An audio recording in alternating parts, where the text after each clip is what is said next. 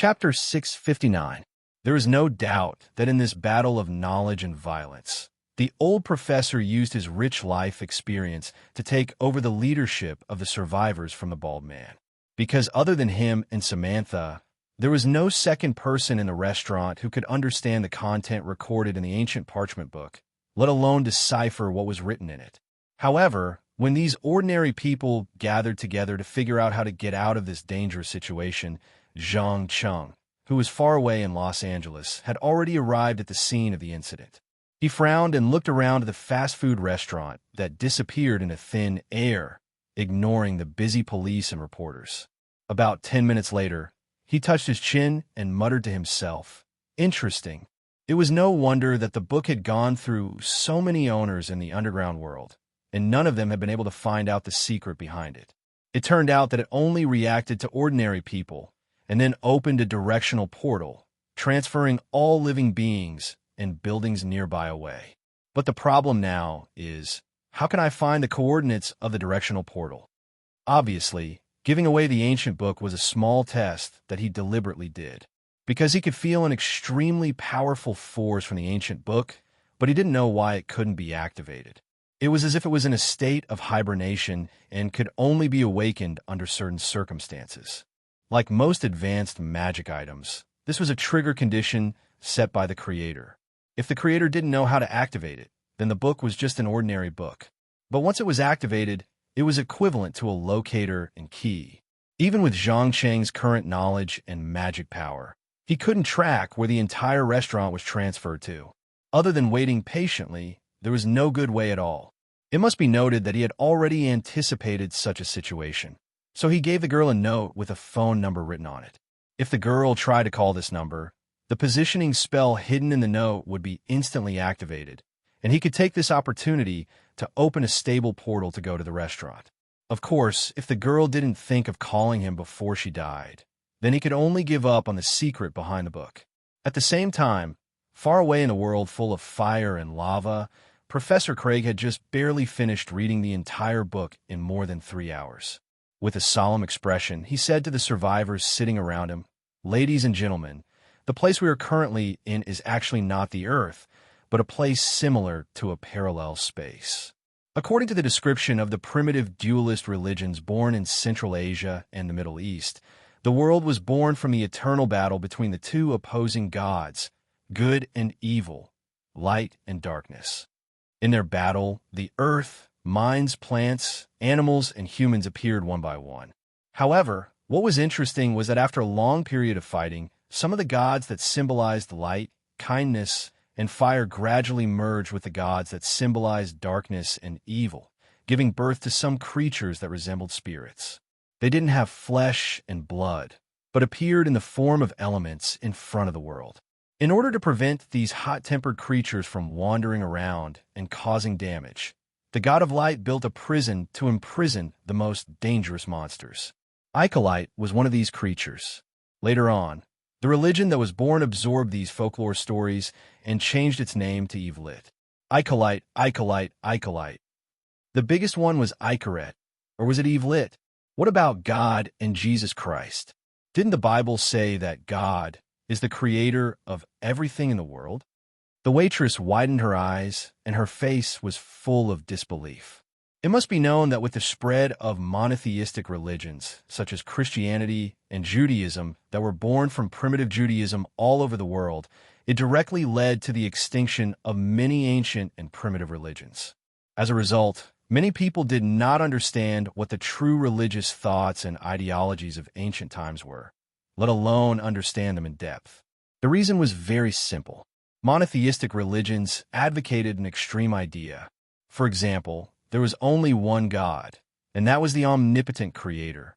Everything was either right or wrong, and there was no room for compromise. In such a cultural and social environment, people either lost their minds and blindly obeyed the so-called scripture and regarded it as a standard that bound everyone's behavior and moral standards, no matter how backward the provisions recorded in it were, or how cruel the criminal laws were. The most typical examples were the authoritarian countries in the Middle East and Central Asia. Another situation was the European and American countries that used Christianity as the cornerstone of their society. Because they had experienced the great geographical discoveries of the Age of Discovery, the liberation of the mind in the Age of Enlightenment, and the productivity progress of the modern Industrial Revolution, their ideas were relatively more open. However, in their bones, they still had the strong exclusivism of monotheistic religions. For example, any country that didn't follow the one-person, one-vote voting system in the Western world would be beaten into a dictatorship.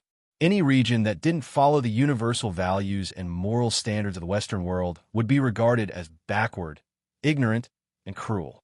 After all, the education, environment, and media propaganda they received since childhood carried out the strong exclusivity of Christianity.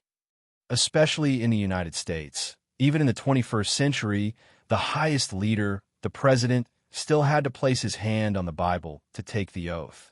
As an archaeology professor, Craig was undoubtedly very clear about the contempt and exclusion of most Americans toward other religions.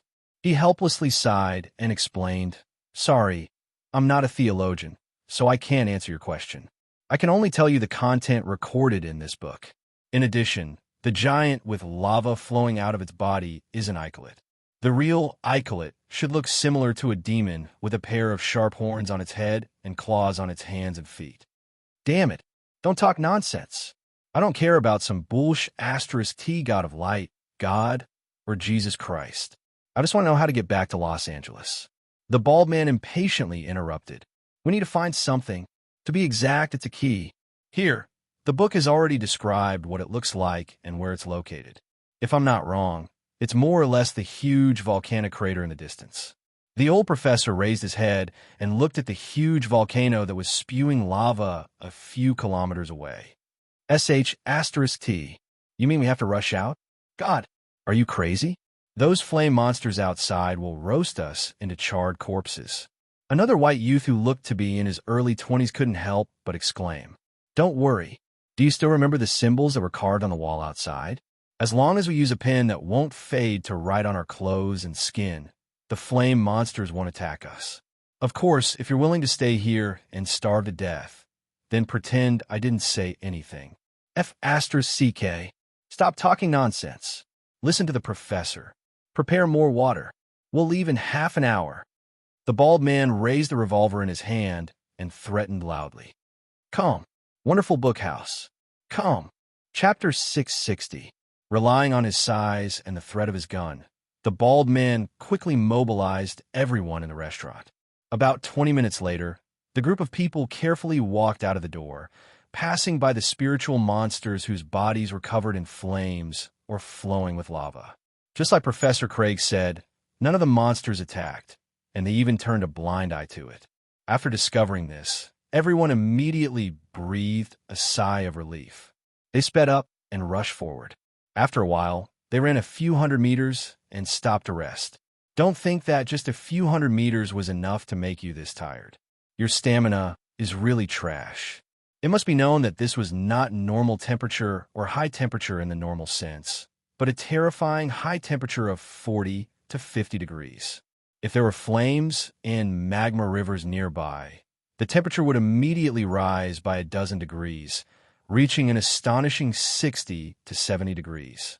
Generally speaking, if the ambient temperature exceeded the human body temperature by 36 to 37 degrees, it was an undeniably high-temperature environment. If it reached 40 degrees, it would put a huge additional burden on the internal organs, respiratory, and blood circulation system. If people stayed in this environment for a few hours, they would not be able to lower their body temperature, resulting in heat stroke, fainting, or even death from shock. As for 50 to 60 degrees, it could be called an undeniable death environment. Even if there was enough water, people would begin to collapse after an hour or two. Previously in the restaurant, because there was still ice left in the cold storage to lower the temperature, people did not feel too uncomfortable. But now that they had left the restaurant, they immediately felt as if they were in a sauna or a steamer. In just 3 to 4 minutes, they felt as if there was an inextinguishable flame burning in their bodies. Many of them could not help but take out bottled water and pour it on their mouths, faces, and bodies. Damn it, Stop! Stop! Don't waste water. We still have a few kilometers to go. Samantha saw this scene and immediately tried to dissuade them. But unfortunately, no one paid attention to her. The pampered citizens of Los Angeles had long since lost the perseverance of the previous European immigrants. They had become arrogant and lazy. They had never suffered such a fate before. Just as the girl was about to say something, Craig waved his hand and stopped her. Don't waste your energy. Let them be. Anyway, they are all adults and have the right to be responsible for their own actions. I think it's lucky if a quarter of them can leave alive. But these people are here because of this book. It was because of us that they ended up like this. We have an obligation to help them. Munsa subconsciously clenched her fists, and a trace of pity flashed through her eyes. No, child. Our only duty is to return alive and announce this important discovery to the world. Looking at the rare elements and minerals contained in the surrounding hot magma, it was an unimaginable wealth for the entire human race, not to mention the flame spirits that only existed in myths and legends. Believe me, these things are precious treasures. No matter what happens to the others, you and I must return alive. If these old bones of mine can't hold on any longer, everything will depend on you. After that, Professor Craig gently patted the girl's shoulder. He carefully avoided the hot ground that could melt the soles of his shoes and continued to walk forward. Munsa bit her lower lip and glanced at the people behind her. In the end, she steeled her heart and quickly chased after them. She knew very well that she couldn't even protect herself right now, let alone save everyone. Just like that, they slowly advanced along the bumpy path that occasionally produced earthquakes, magma eruptions, and other unexpected situations. The more they walked, the fewer people there were. By the time they reached the bottom of the volcano, less than 8 of the 30 people were left. The rest of them either fainted on the way or accidentally fell into the magma and were burned to ashes. Of course, a large part of them were looking for trouble. When they saw large pieces of diamonds, rubies, and cooled gold inlaid in some high-temperature rocks, they couldn't suppress the greed in their hearts. As a result, they wanted to take them back to make a fortune. In the end, they didn't make a fortune, but they also lost their lives. The bald man looked up at the steep terrain of the volcanic crater. He took a deep breath and asked in an uncertain tone, "Professor, are you sure the key is inside?" "Yes. The original words in the book are that the sleeping Icarus in the roaring volcano holds the key to leaving. What we need to do is to summon it through a magic ritual." Craig nodded and replied in an extremely weak tone. The long period of time in the high-temperature environment exhausted all the energy of this old man, who was almost 70 years old. There was only one thing that kept him going, and that was to see with his own eyes the most powerful flame spirit in the legends, Icarus. No archaeologist could resist turning a mythical creature into a reality. "Oh my God, this book hasn't been ignited yet." The white young man finally noticed the strangeness of the ancient parchment book. After all, the terrifyingly high-temperature environment had already burned everything that could be burned. For example, pure cotton t-shirts, shirts, and socks suddenly caught fire while walking. Even the plastic bottles that contained water started to deform little by little. However, a parchment book was completely fine. This was definitely abnormal. I think maybe some kind of magic power is protecting this book, just like the primitive Semitic alphabet that helped us avoid the flame spirit. A strange look flashed in Munsa's eyes as she lowered her head and gave her own explanation. Because most of her clothes had been burned, she only had a piece of cloth wrapped around her large breasts and crotch, so she looked very sexy and charming. However, the men in the team were so tired that they did not have the slightest bit of desire at the moment. After just a glance, they turned their attention to the ancient book.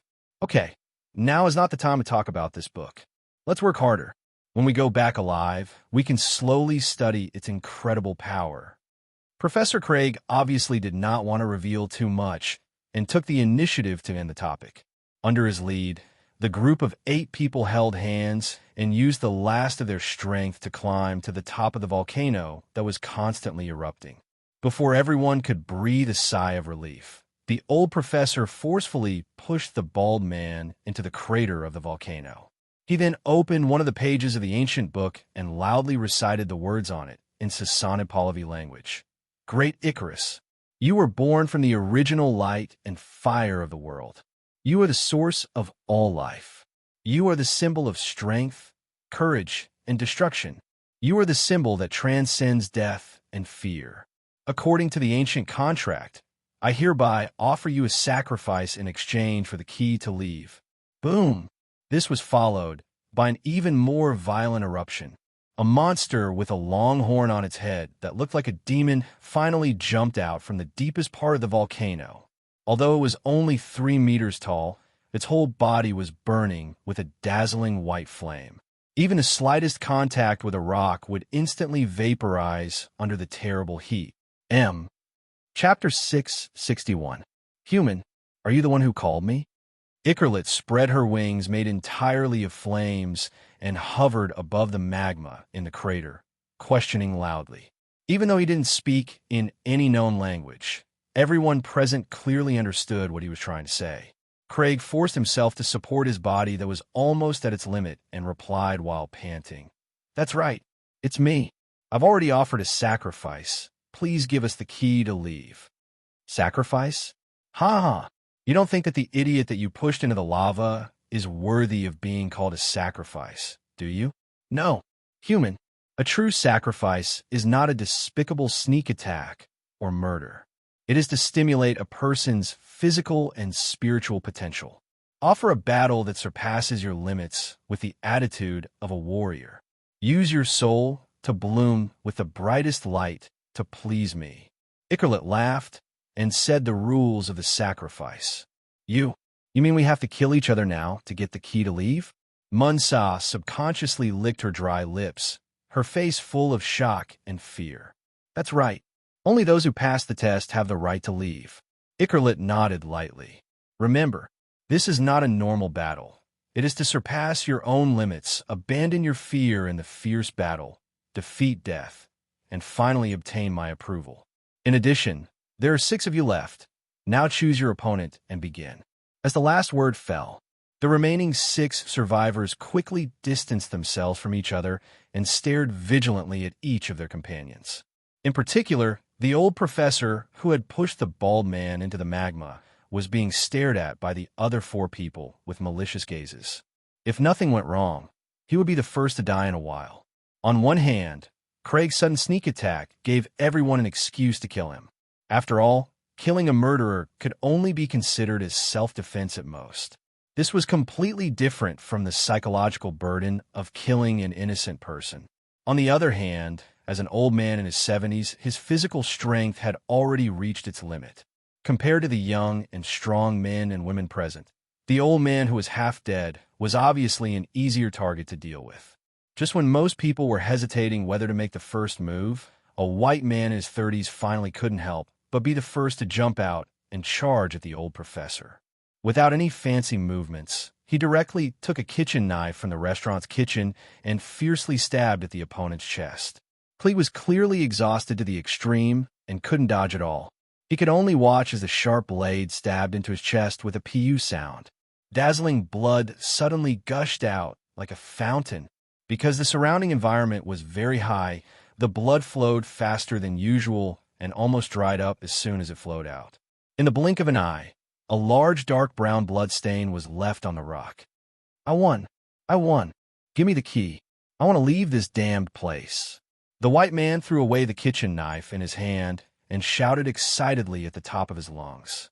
But before he could be happy for a few seconds, a ball of scorching flames suddenly gushed out from under his feet, instantly burning him to ashes. Looking at the black block of carbon, Icarite said in a calm tone, I'm sorry, your sacrifice failed. I just mentioned that this is not a normal battle, but to abandon fear, defeat death, and surpass your limits. If you don't reach the standard, then I will use the flame essence to purify your dirty soul. F***CK. Easy for you to say. Fear is a strong emotion that comes from the heart. How can you just abandon it? Another young man in his 20s finally couldn't help but burst out. Like all the people who collapsed in a desperate environment, after he saw no hope of survival, he simply cursed. Anyway, he would die in the end. But when Icarite heard this, he didn't seem to be particularly angry. He still calmly explained, "You're right, fear is a strong emotion that comes from the heart, especially when facing death. Fear will be infinitely magnified. Only those who truly surpass themselves can abandon it in a short period of time. I like the sublimation of the human soul when they defeat themselves. I firmly believe that that is the most beautiful scene in the world, so I set this sacrifice standard. If you don't want to do the sacrifice, I won't force you. You can turn around and leave, but don't think about getting the key to leave from me." But I didn't come here willingly. It's that book. That damned ancient book forcefully teleported all of us here. The young man argued loudly. He realized that the powerful monster in front of him was not as fierce and cruel as he imagined, and was also very reasonable. His subconscious desire to live suddenly boiled, and he tried to persuade Icarite to let him go with his mouth. "I'm sorry, human. That book wasn't written by me. It was written by an interesting human more than 1,500 years ago. He wanted to use this sacrifice to exchange for the power of fire in order to help his country defeat its enemies. But a contract is a contract. When you read the first letter of the first page of the book, the contract has already been activated. No one can change it, not even me." While Icarite and the young man were talking, Munsa quickly picked up the ancient book that fell on the ground and quickly flipped through it. She desperately wanted to find a way to solve the current crisis. But when she was flipping through the book, she suddenly found a crumpled piece of paper that was added to the book. It was not burned by the high temperature at all. Suddenly, she remembered what she said not long ago. The ancient book was protected by magic, so even if it was thrown into the fire, it would not be lit. Then by the same logic, this piece of paper that was urgently asking for a phone number, was it also protected by magic? For a moment, Zhang Cheng's meaningful words kept echoing in the girl's mind. Finally, she decided to give it a try. She turned on the overheated driver's phone and dialed the number on it as fast as she could. Even though he couldn't even receive a signal, he couldn't believe that the call actually went through. On the other side of the phone, there was a familiar voice. "My God, you finally called me. Don't say anything else. Don't hang up. Keep the signal. I'll be there soon." "Hello. What do you mean? Do you know where I am?" Munsa was so excited that she was a little incoherent. The next second, bang, bang, bang, accompanied by a shrill sound. The thick black fog that shrouded the sky was suddenly torn apart by a huge force. Then, everyone saw a black hole appear out of thin air. An Asian man wearing a casual suit and holding a black cane walked out from it. He was none other than Zhang Cheng, who had been waiting for most of the night without sleep. Calm. Wonderful Book House. Chapter 662. A Fragmented World? No, that can't be right. The energy here is very stable, unlike the fragmented world, which is full of chaos and disorder.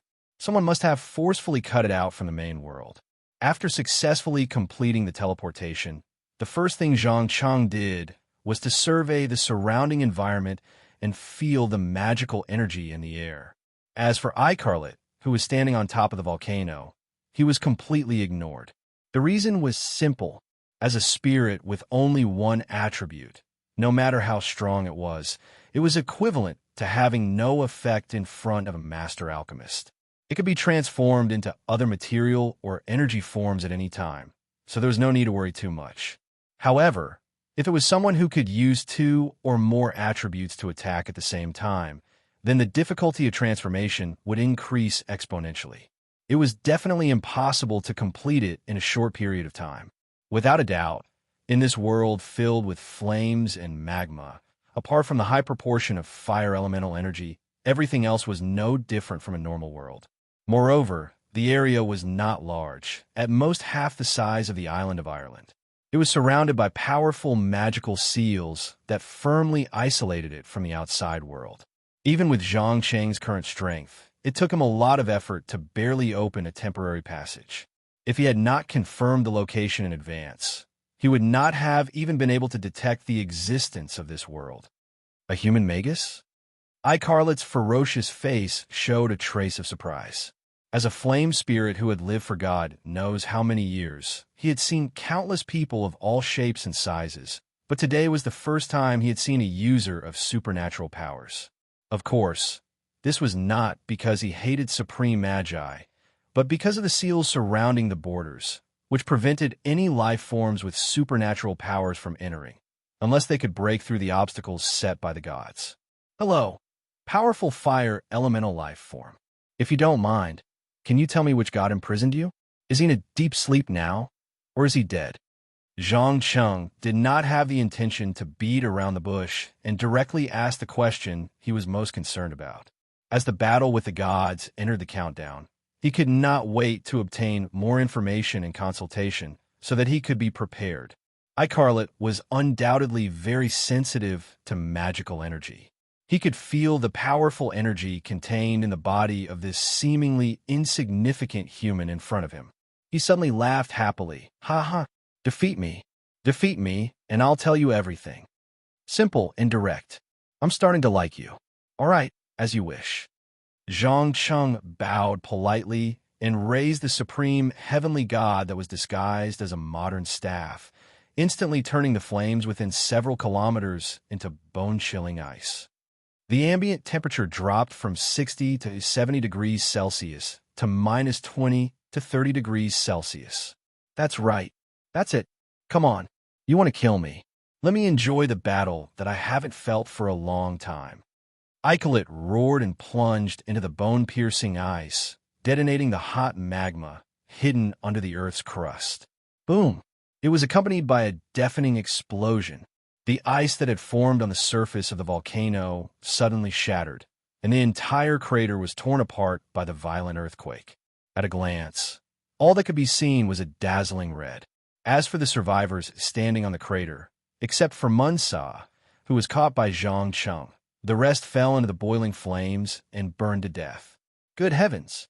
You're a powerful adept? The girl hugged his neck and waist tightly and screamed in excitement. Chill. Keep quiet, beautiful. I need to focus, or else it will be difficult to defeat a fire elemental lord in this environment. After saying that, Zhang Cheng began to try to merge his soul with this burning world. With the help of the magic soul's characteristics, he could extract more energy to form a large-scale attack spell. After all, elemental life forms had two well-known characteristics. One was their purity, and the other was that their core energy was far greater than their physical or semi-physical form.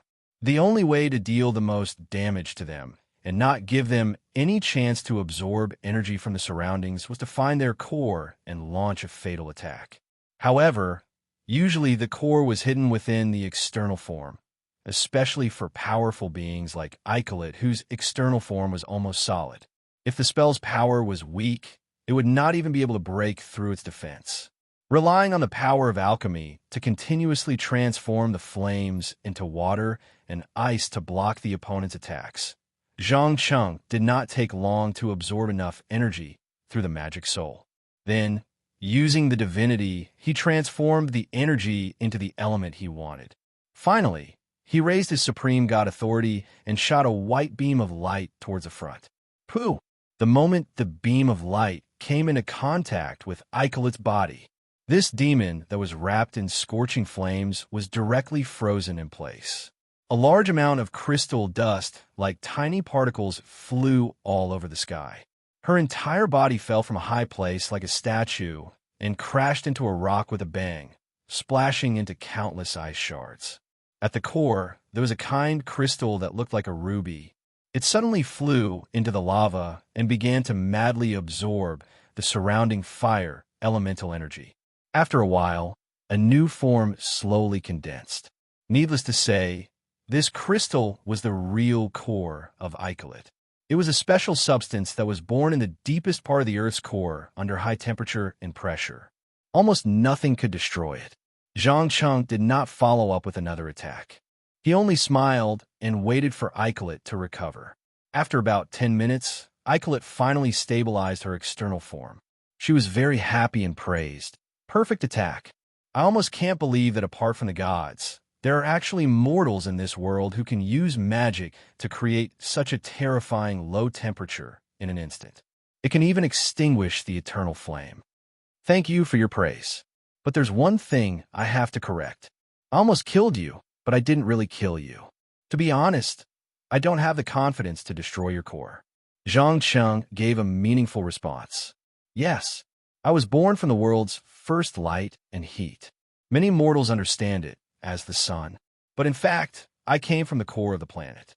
At first, I didn't have self-consciousness. It was until the Creator woke me up from the bell of chaos and gave me wisdom and knowledge. For this, I'm grateful.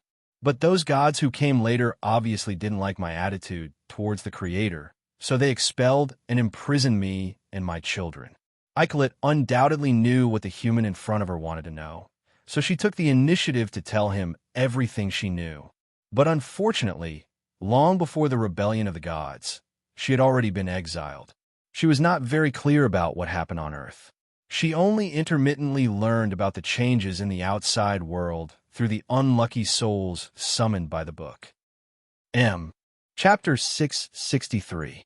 Zhang Cheng silently listened to Icarlitz talk about the era when most humans were still barbaric and uncivilized and could only rely on the gods to survive. Suddenly, he learned a lot of precious information that he had never had access to before. One of the most important information was about the division of the gods' power levels. Simply put, there were 3 types of gods.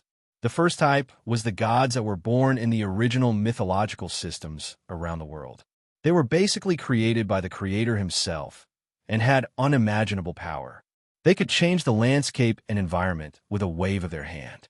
They could even create descendants similar to themselves through reproduction, which was the second and third generation gods.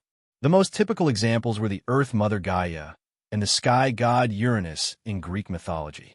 The second type was the descendants of the original gods created by the Creator.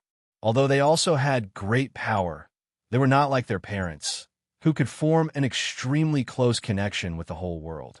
Occasionally, some unlucky guys would be killed by powerful mortal heroes. As for the third type, strictly speaking, they were not gods. They were special life forms that had incredible power.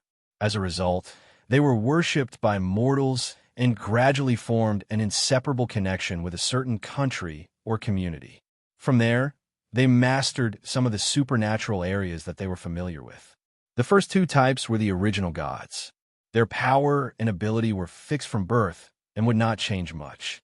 They were also not affected by the number of believers.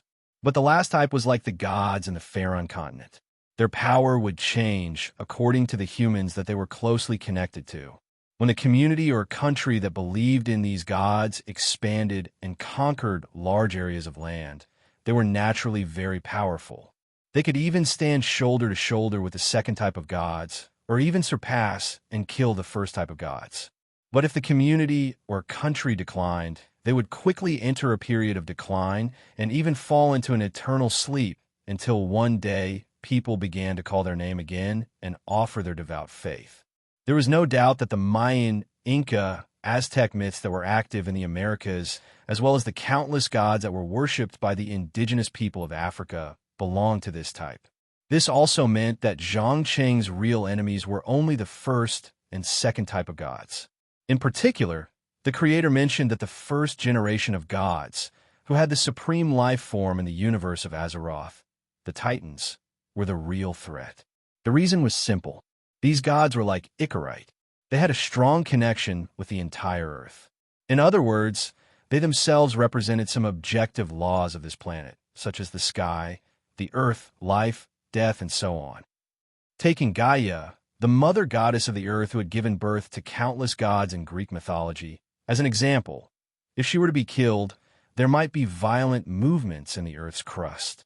It might even cause the continental shelf to collapse, and billions of humans, animals, and plants would perish as a result. In addition, many first-generation gods had used different names. Many of the early gods and myths and legends were actually the same guy.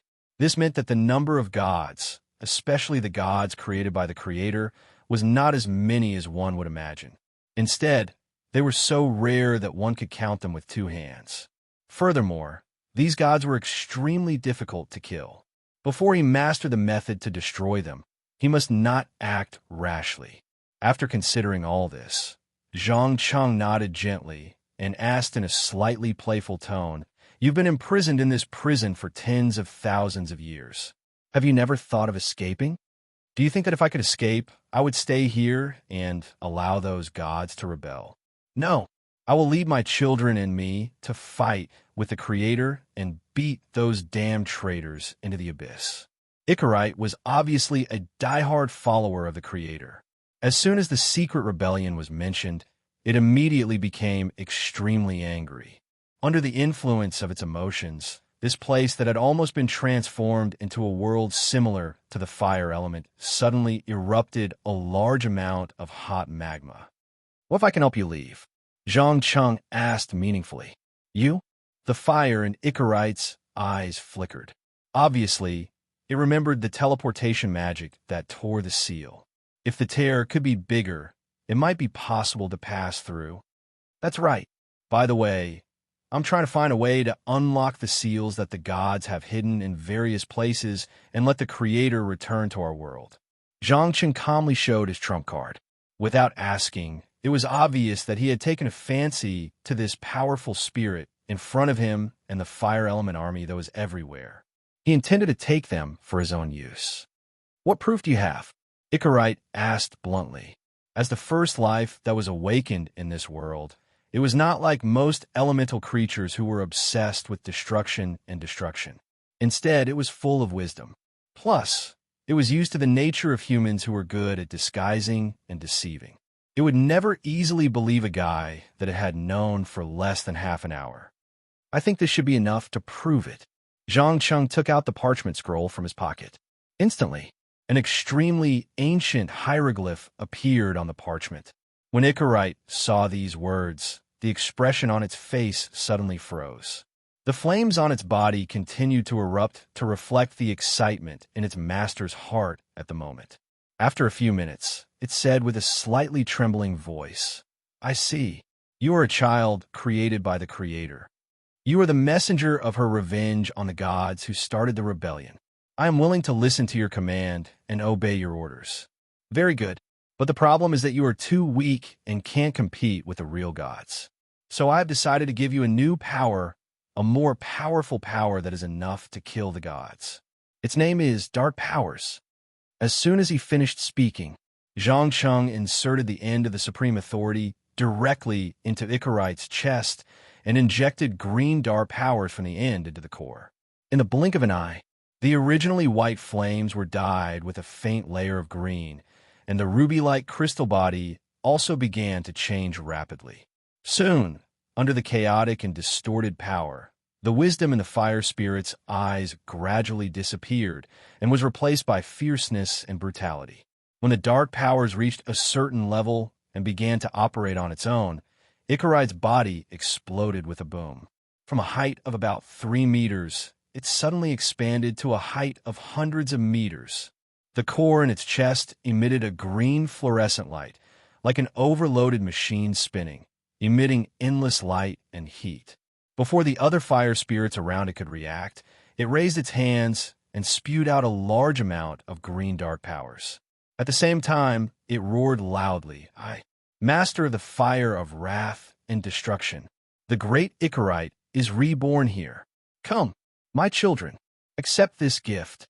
There will be a day when those gods will tremble in front of our great power." Chapter 664. At 3:30 in the morning, near a desolate beach on the outskirts of Los Angeles, the city of angels, 2 drunk young men and women were lying naked on a beach chair. They were doing some physical and mental exercises that were popular between men and women. Because it was late at night, the two did not hide at all. Instead, they completely let themselves go. Under extreme mental stimulation, a large number of filthy words jumped out of their mouths one after another. Just as they were getting more and more excited, the ground suddenly shook violently. The next second, boom, accompanied by a deafening sound. The cliff not far ahead suddenly collapsed. The entire sky seemed to be torn apart by a terrible force. Then, a shocking scene that the young man and woman would never forget appeared. A huge monster as tall as a 40-story skyscraper squeezed out of the gap. Not only did it have the appearance of the devil described in religious books, but its whole body was burning with green flames. In an instant, all the surrounding seawater evaporated into water vapor. Even the beach and cover melted under the terrible heat, forming hot magma. Oh my God! Richard, tell me, did we drink too much powder just now and now have strong hallucinations? The woman asked with a trembling voice full of fear. The man called Richard hurriedly slapped himself twice and shook his head with a look of astonishment. No, dear. Although I also hope that this is a hallucination, it obviously isn't. *T. Is this the end of the world mentioned in the Bible's book of Revelation? Or is the devil finally launching an all-out attack on the human world? The woman asked several questions incoherently. Because the alcohol and drugs were still affecting her brain, she did not turn around and run away despite seeing the terrible scene. Instead, she stood up and stumbled toward the scene naked. End of the world? Devil invasion? Who cares? I don't mind becoming a devil's follower at all, as long as they are willing to give me great power. The man's brain was obviously not normal. He muttered as he chased after her. When the two ran closer and felt the amazing heat emitted by the green flames, they broke out in a cold sweat and gradually regained consciousness. Their lower bodies were uncontrollably urinating. Human, Icolet, who had just left the prison, lowered his head and looked at the two fellows who were defecating and urinating in front of him. His eyes revealed a look of curiosity. Good evening, the great demon king. I am your most loyal believer and worshipper. Please don't kill us. The man fell to his knees with a thud, his body trembling uncontrollably. There was no way he wouldn't tremble. This was a F***king terrifying monster that only appeared in games and movies, especially that terrifying green flame, which could melt hard stones and gravel in a matter of minutes. Devil? No, I'm not a demon. I am the flame of anger and destruction, the most powerful spirit in this world. All life forms made of fire must obey my orders. Icolet shook its huge head and explained. Despite being distorted and corrupted by the dark powers, its heart was constantly filled with rage and desire to kill and destroy, but its rationality and wisdom did not disappear. Spirit? Hearing that the terrifying creature in front of her was not a demon, the woman finally regained some courage. She raised her head and looked into the terrifying eyes. That's right. My name is Icolet. You humans used to call me Evelit. Tell me, human, are you willing to become my believer and offer your loyalty and soul? Icolet directly announced his name. In ancient times, be it the gods or the various powerful magical creatures, they all used this method to control humans and make them submit to them, offering them all kinds of food and wine. Evelit, you are the king of fire spirits in the Arabian myths. The man had obviously heard of this story and was so shocked that he could not close his mouth. In contrast, the woman's reaction was more agitated. She clenched her fist and asked, "What are the benefits of becoming your believer?" "Of course, I will give you the power of fire. Even if you jump into the lava to bathe, you will not be burned at all. You can also control the flames to burn your enemies. Most importantly, this power will change the physique of mortals, giving them a longer lifespan and a face that will not age until death." Icolet smiled as he stated his conditions. Never age. Yes, I am. The woman was afraid that she would miss out on something and immediately nodded desperately. I'm also willing. The man was not to be outdone. He puffed out his chest and patted it hard. Whether it was supernatural power, a longer lifespan, or a face that would never age, it was a fatal temptation that was hard to resist for ordinary people. In addition, the attitude of young Americans towards religion was not as devout as their ancestors. Otherwise, there would not be cults everywhere in the United States. There were only strange beliefs that one could not imagine, but they could create. Very good. Then accept my gift. Remember, you must create a cult and make sure that more people know my name. As the last word was spoken, two small flames instantly entered the forehead of the young man and woman. Just as the two of them were about to ask something, a strong, burning sensation suddenly spread through their bodies. They didn't even have the strength to resist. They directly fell to the ground and began to scream in extreme pain. Their originally white skin quickly turned red, like a cooked crab. Hot, hot, hot. An indescribable heat that was invisible to the naked, I transformed the young man and woman's bodies and invaded their souls at the same time. Zhang Cheng, who was hiding in a dark corner, saw this scene and could not help but laugh and tease. Ickerlet, are you planning to develop believers in the human world?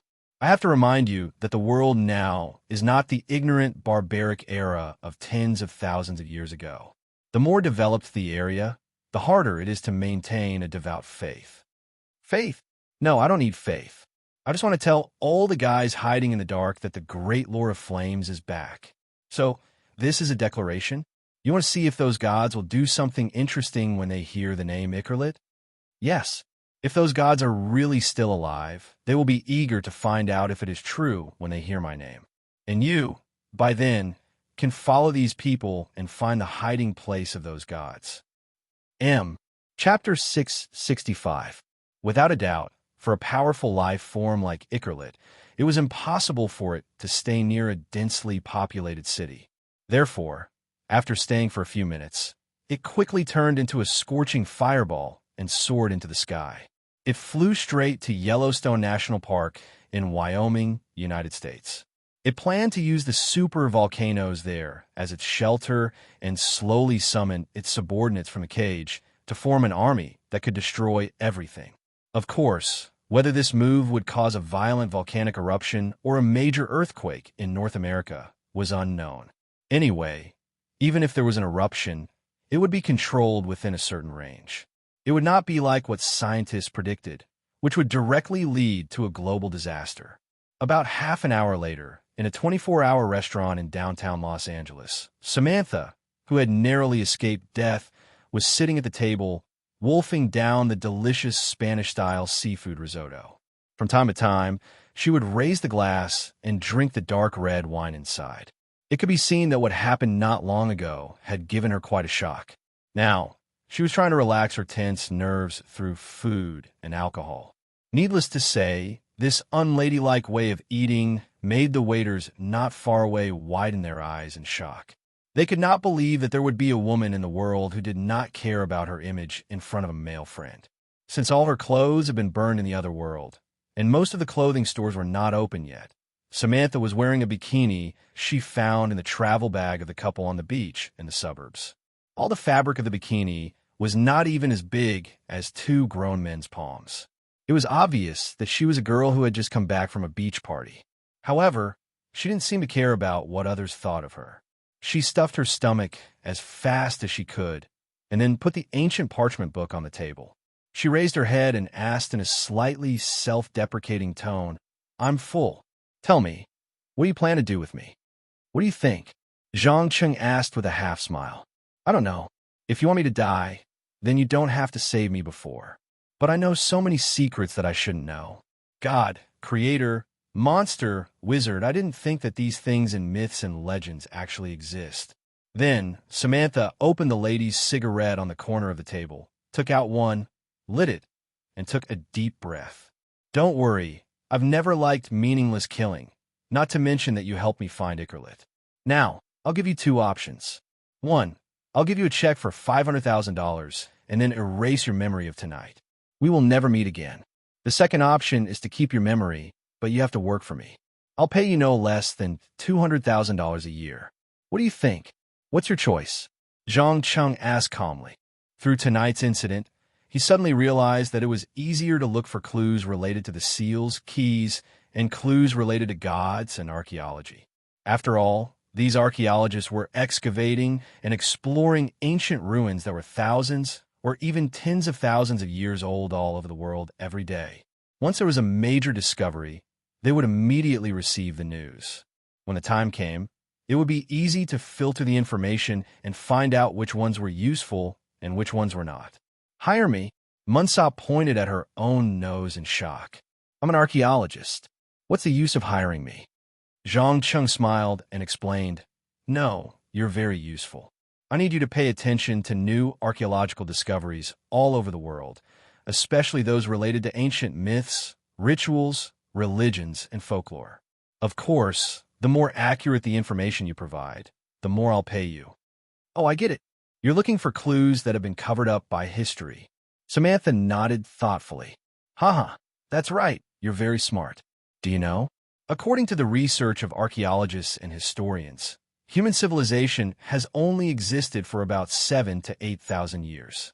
But in fact, as early as tens of thousands of years ago, ancient humans began to rely on gods or powerful supernatural beings to build their own cities and countries. There were very few highly developed magic civilizations that were far more advanced than today.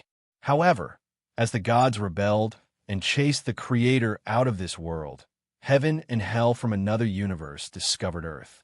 The three sides fought an earth-shattering war. Countless gods and demons died in that war. Because of that, there was a gap in knowledge and technology. In order to let Samantha understand the general history, Zhang Cheng selectively told her what he knew.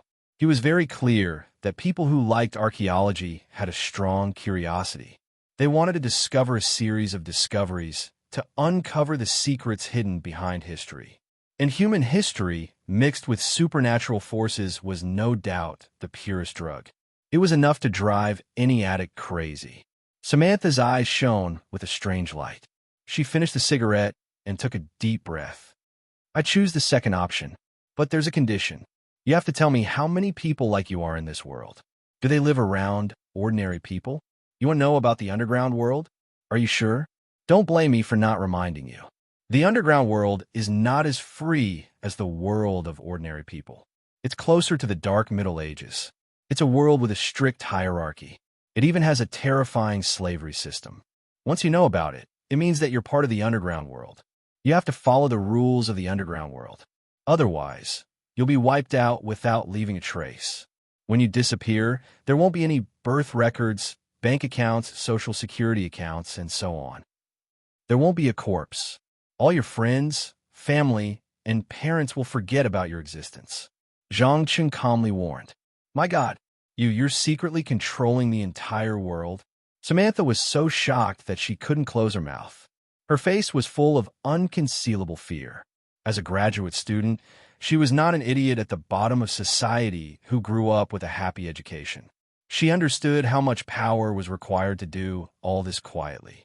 To put it bluntly, doing all this was almost equivalent to controlling the U.S. government. Strictly speaking, we don't interfere with the world of ordinary people. We just don't want supernatural forces to appear in the eyes of ordinary people. As for controlling the world secretly, we can do that. Otherwise, why do you think the two sides didn't fight in the end during the Cuban Missile Crisis? It was us who sent people to calm down the hot-headed leaders of the two countries. You can think of the underground world as a shield to protect the earth from the attacks of heaven and hell. Otherwise, the world would have become the hunting ground of angels and demons. Chapter 666. In the wee hours of the morning, the sky had already begun to brighten, but the sun had yet to rise. The gangsters, drunkards, drug addicts, drug dealers, prostitutes, and other special occupations who had been busy all night had already returned to their homes. Those who did not have homes were hiding in deserted corners or abandoned houses, preparing to sleep. The entire Los Angeles was silent, with only the occasional chirping of birds. Normally, even bars and strip clubs that were open at night would be closed at this time, and those that were open during the day would have to wait for at least an hour or two before reopening. But what was interesting was that there was an inconspicuous antique gun shop near the corner of the street, but the lights were not turned off from the beginning to the end. There were two people standing in the shop, chatting with each other. Is this the kind of place you were talking about? Samantha stood in the distance and looked at the scene in the gun shop, her voice filled with curiosity. Just like many rookies who had just stepped into the underground world, they were always filled with all kinds of unrealistic fantasies. That's right. You can think of it as a gathering place under the rule of a lord. What you need to do next is to walk in and show off your ability to the two guys guarding the entrance. Then you can go in and register to become a citizen of the underground world. From then on, you will have to hand in a portion of all your income, and you will also be protected by the Lord. If you encounter any trouble, there will be cleaners who will take care of the aftermath." Zhang Cheng answered straightforwardly. "What about you? Aren't you going in with me?" The girl subconsciously tugged at the suit jacket draped over her body and turned around, pretending to be pitiful. However, Zhang Cheng, who had already hardened his heart, only smiled and explained with a slightly playful tone, "No, my identity is a bit special. If I go in, there will be a certain degree of chaos. Trust me, you don't want to see that kind of scene. Remember, don't tell them about our previous relationship. You just need to tell them that you suddenly awakened some kind of power and then met a wizard who introduced you to the underground world." "All right." Samantha helplessly shrugged her shoulders and mustered her courage to walk towards the gun shop. Just 40 minutes ago, she had just drunk a bottle of Evolution Potion version 6.0, so she already had some spellcasting ability, outstanding speed, and strength. Passing the inspection was a piece of cake. Zhang Cheng unbuttoned 2 buttons on his shirt and sat on a bench by the roadside, patiently waiting. About half an hour later, when the first ray of sunlight shone from where the sea met the sky, the girl finally ran out with a face full of excitement. She ran across the road and excitedly shouted, "God, do you know what I just saw? The legendary werewolves, vampires, elves with pointy ears, witches who can turn people into frogs. Unbelievable. Come, miss, there is nothing. You are to be a part to the underground world to come. But there's one thing you need to remember. It's best not to get into conflict with anyone, and don't try to get too close to anyone. Otherwise, I guarantee that you'll be in great danger and trouble before long." What kind place was the underground to come to the underground world? B, to the point, to the point, they to the point of to the days. Many of them pursued power and the mentality that they could do whatever they wanted. As a result, they committed far more acts of rape, deception, murder, and plunder than ordinary people. Nearly a third of them ended up with nothing because there was no risk of exposure. Zhang Cheng didn't want his important chess piece to one day turn into a cold corpse for no reason, or to cry as she looked at the bastard who had violated her and wanted to take revenge. "Understood. I'm not an idiot. How else do you think I protected myself from those bastards all these years in university? Many of my classmates were drunk and raped during parties." Samantha spread her hands, her eyes revealing a trace of pride. American universities had a high incidence of rape. Even the famous West Point Military Academy was no exception, not to mention the even more famous University of California, Los Angeles. There were even many rape cases where the suspects were very close friends. It was simply impossible to guard against. If a young lady could ensure that she never encountered such a situation in 4 years, then she not only had a very intelligent mind, but her inner vigilance was also higher than her peers. "I hope so. All right, today's conversation will end here. You should be tired, so go back to your residence and rest. I'll be in Los Angeles for the next few days. Call me if anything happens." After that, Zhang Cheng planned to return to the hotel to take a shower and continue to study the remaining books and slate in his backpack. But before he could take more than a few steps, Samantha grabbed him from behind and said, "Hey, wait, are you going to let me walk back alone? I don't even have a penny on me. Also, are you sure that the surveillance video of me and the professor walking into the fast food restaurant won't attract the police's attention?" Sorry, I forgot that you don't have a penny. Here's $1,000 in cash. Take it first. I'll transfer $200,000 to your account by this afternoon. Also, don't worry about the police.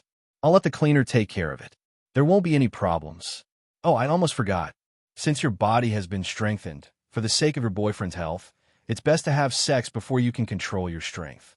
Otherwise, you'll hear the man scream after his lower body is broken. After the last word, Zhang Cheng's face showed an undisguised, evil expression. "SH*T. I don't have a boyfriend. Plus, you don't have to worry about this." The angry Samantha raised her middle finger and grabbed 10 francs. She stopped the taxi and slowly disappeared at the end of the road.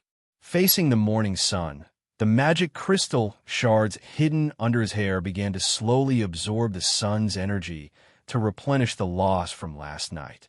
Zhang Cheng did not call a taxi, nor did he use teleportation magic. He just strolled along the main road while admiring the messy scene on the beach on his right.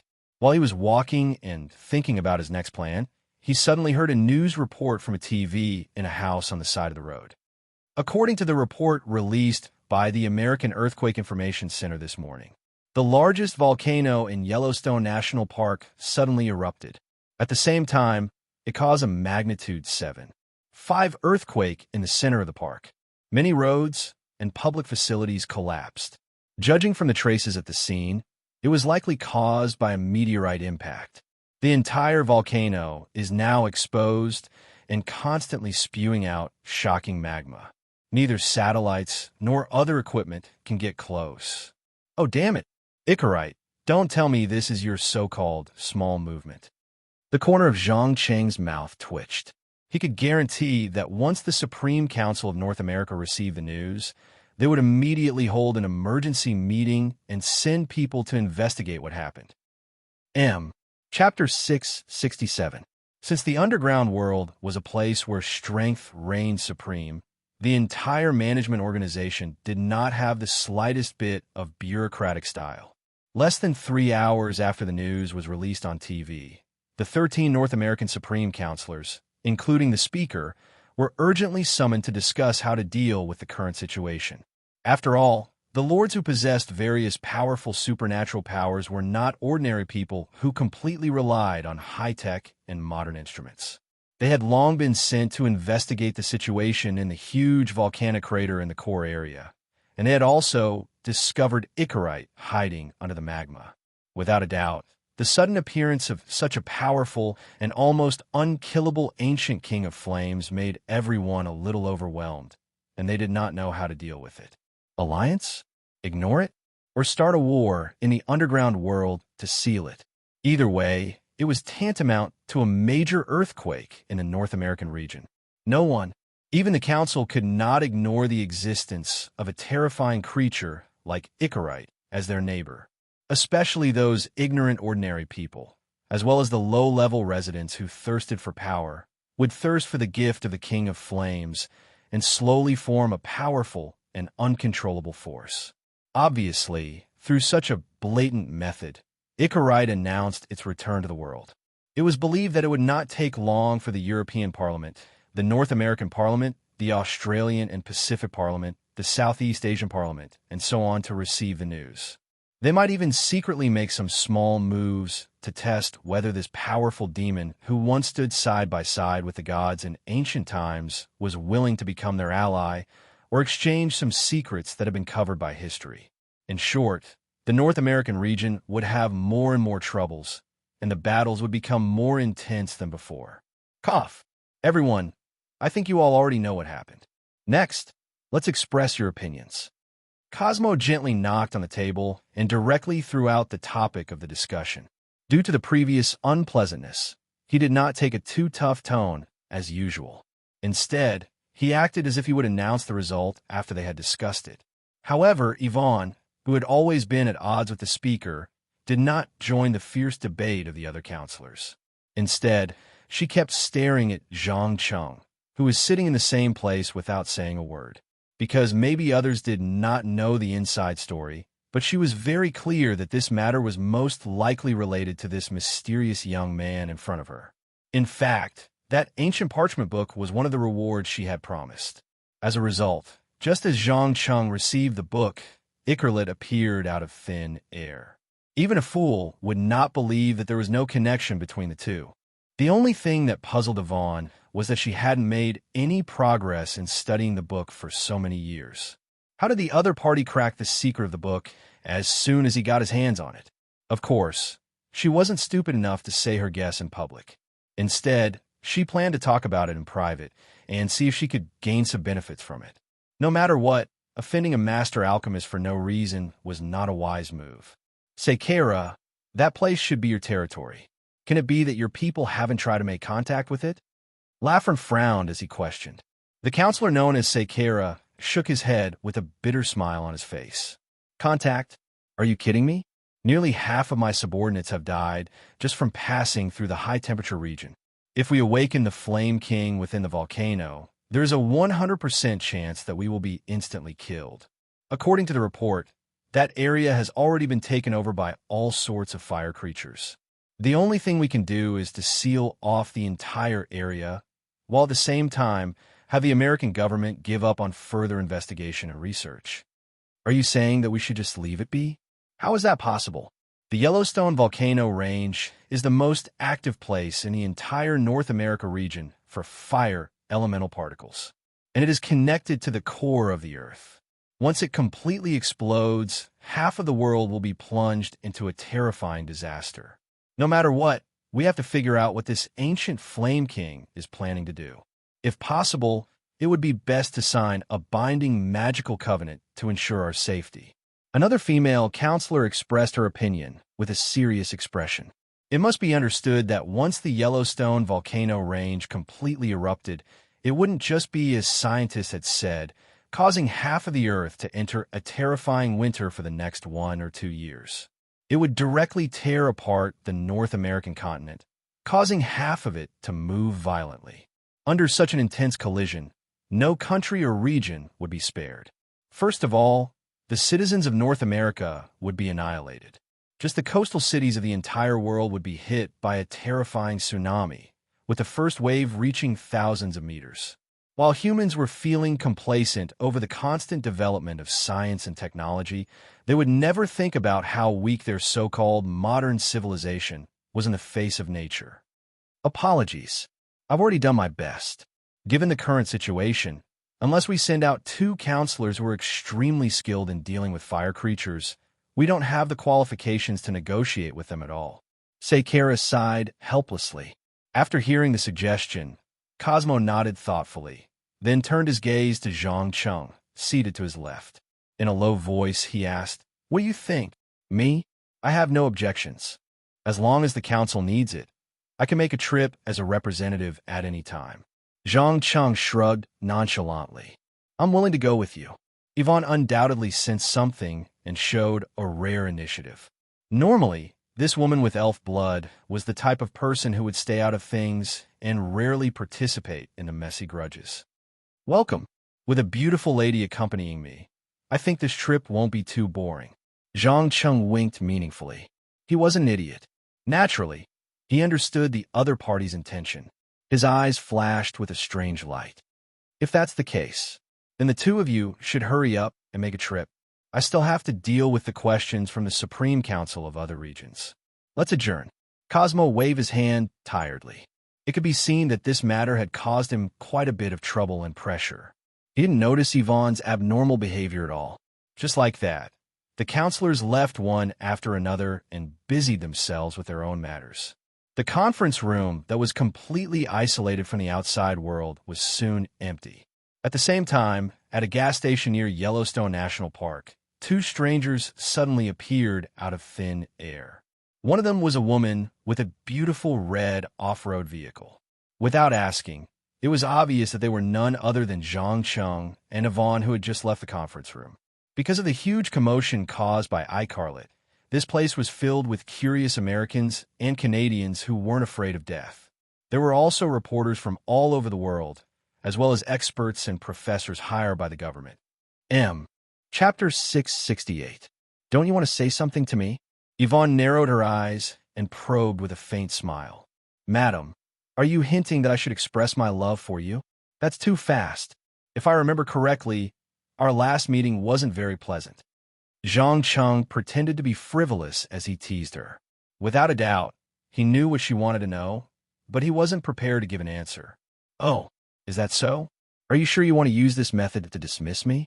You know, if I reveal the book, your situation will be very awkward." Yvonne obviously wasn't someone to be trifled with, as she directly began to threaten him. But unfortunately, Zhang Cheng didn't bite at all. He shrugged his shoulders indifferently. "Whatever. Anyway, I don't think anyone will launch a siege on an alchemist master just because of a suspicious point. What's more, the power behind me is far beyond your imagination. Don't forget, there aren't many alchemists in this world who can concoct life-prolonging potions. Yvonne's face suddenly became a little ugly when she heard this. After a full minute, she reluctantly squeezed out a smile, opened the car door, and gestured for him to get in. I apologize for my previous words. Get in the car first. I think we can talk slowly on the way. Of course. It's my pleasure. Zhang Cheng slightly raised the corner of his mouth and took the initiative to get into the front passenger seat. Soon, accompanied by the roar of the engine, the red off-road vehicle directly passed through the roadblock set by the police and kept moving along the road. About half an hour later, they vaguely saw the doomsday-like scene in the distance. They saw a huge volcanic crater rising from the ground, standing about a dozen kilometers away. The original ecological balance had been completely destroyed by the splashing magma. A large amount of volcanic ash continued to fall from the sky, burying everything in the surroundings. Whether it was plants or animals, they were all devastated by this terrible natural disaster. The dark smoke even isolated the sky, and the environmental temperature was terrifyingly high. Even electronic products couldn't function properly under the strong magnetic interference. No wonder the UA government couldn't figure out the situation inside until now. Not far from the foot of the volcano, there were the wreckage of 2 crashed jet fighters. They were most likely shot down from the sky by some kind of supernatural force. Do you feel it? The air was filled with anger and restlessness. He really wanted to see what kind of inconceivable changes it would bring to the planet if Yellowstone volcano erupted completely. Perhaps the modern civilization based on natural science would completely disappear and be replaced by the advanced magic civilization of ancient times. My dear Yvonne, what do you think? Zhang Cheng sighed without turning his head as he admired the breathtaking scenery outside the window. For some reason, he suddenly wanted to see if the civilization of mankind would develop into a completely different system like those illusions in movies after it was destroyed. Even if it was just a radioactive wasteland caused by a nuclear war, it would be much more interesting. It had to be said that this was a very dangerous tendency. Yvonne noticed a flash of madness in his eyes. She frowned and asked, "Do you like to see what the world looks like after it's destroyed?" "No, I just want to see another form of civilization." Another correction. Destroying a civilization and destroying a world are 2 different concepts. In fact, during the earth-shattering war in ancient times, the human civilization created under the guidance of the gods had already been destroyed once. It was not a big deal to be destroyed again. Anyway, intelligent life still exists. No matter how many times the civilization is destroyed, it will rise again. What's really interesting is not the destruction itself, but the different branches that extend from the process of development. Zhang Cheng replied with a smile. "You are a lunatic. Has anyone ever said that your mental state is a little abnormal?" It was obviously the first time Yvonne heard such shocking words. She held the steering wheel tightly as she circled around a rock that was emitting an astonishing amount of heat. Her tone revealed undisguised shock and fear. She could not imagine what a young man who was not even 30 years old had experienced to become so cold-blooded that he did not care about the lives of hundreds of millions of people. It must be known that killing a few, a dozen, or 20 people and killing 100,000, a million, or 10 million people were 2 completely different concepts. The former was just the awakening of a killing talent hidden in the human genes, while the latter was completely antisocial and anti-human. Lunatic? Ha! There was a period of time when many people did call me that. But I don't think I'm abnormal at all. How did the high and mighty gods of ancient times treat humans? They treated humans as their slaves and objects to be toyed with. Think about it. Once you have the power of a god, would you still treat yourself as an ordinary person? Even humans themselves, based on strength, wealth, authority, and status, are divided into different classes. Thus, there's nothing to be surprised about. Just as Zhang Cheng was speaking, the distant volcano suddenly erupted once more, causing the ground to tremble violently once more. The Jeep accidentally lost its balance, and its 2 wheels were stuck in the cracks in the ground. Helpless, the 2 could only abandon the Jeep and use the spells they were proficient in to advance at high speed. Yvonne, who was proficient in light magic, transformed into a silver ray of light and flew towards the mouth of the volcano. Zhang Cheng, not to be outdone, used a short-distance teleportation spell to follow closely behind. Staring at the enormous figure in the boiling lava below, Yvonne immediately nervously pulled out an exquisitely carved short bow, cursing in a low voice. Damn it! Sekeira never mentioned that its body was so enormous. Relax.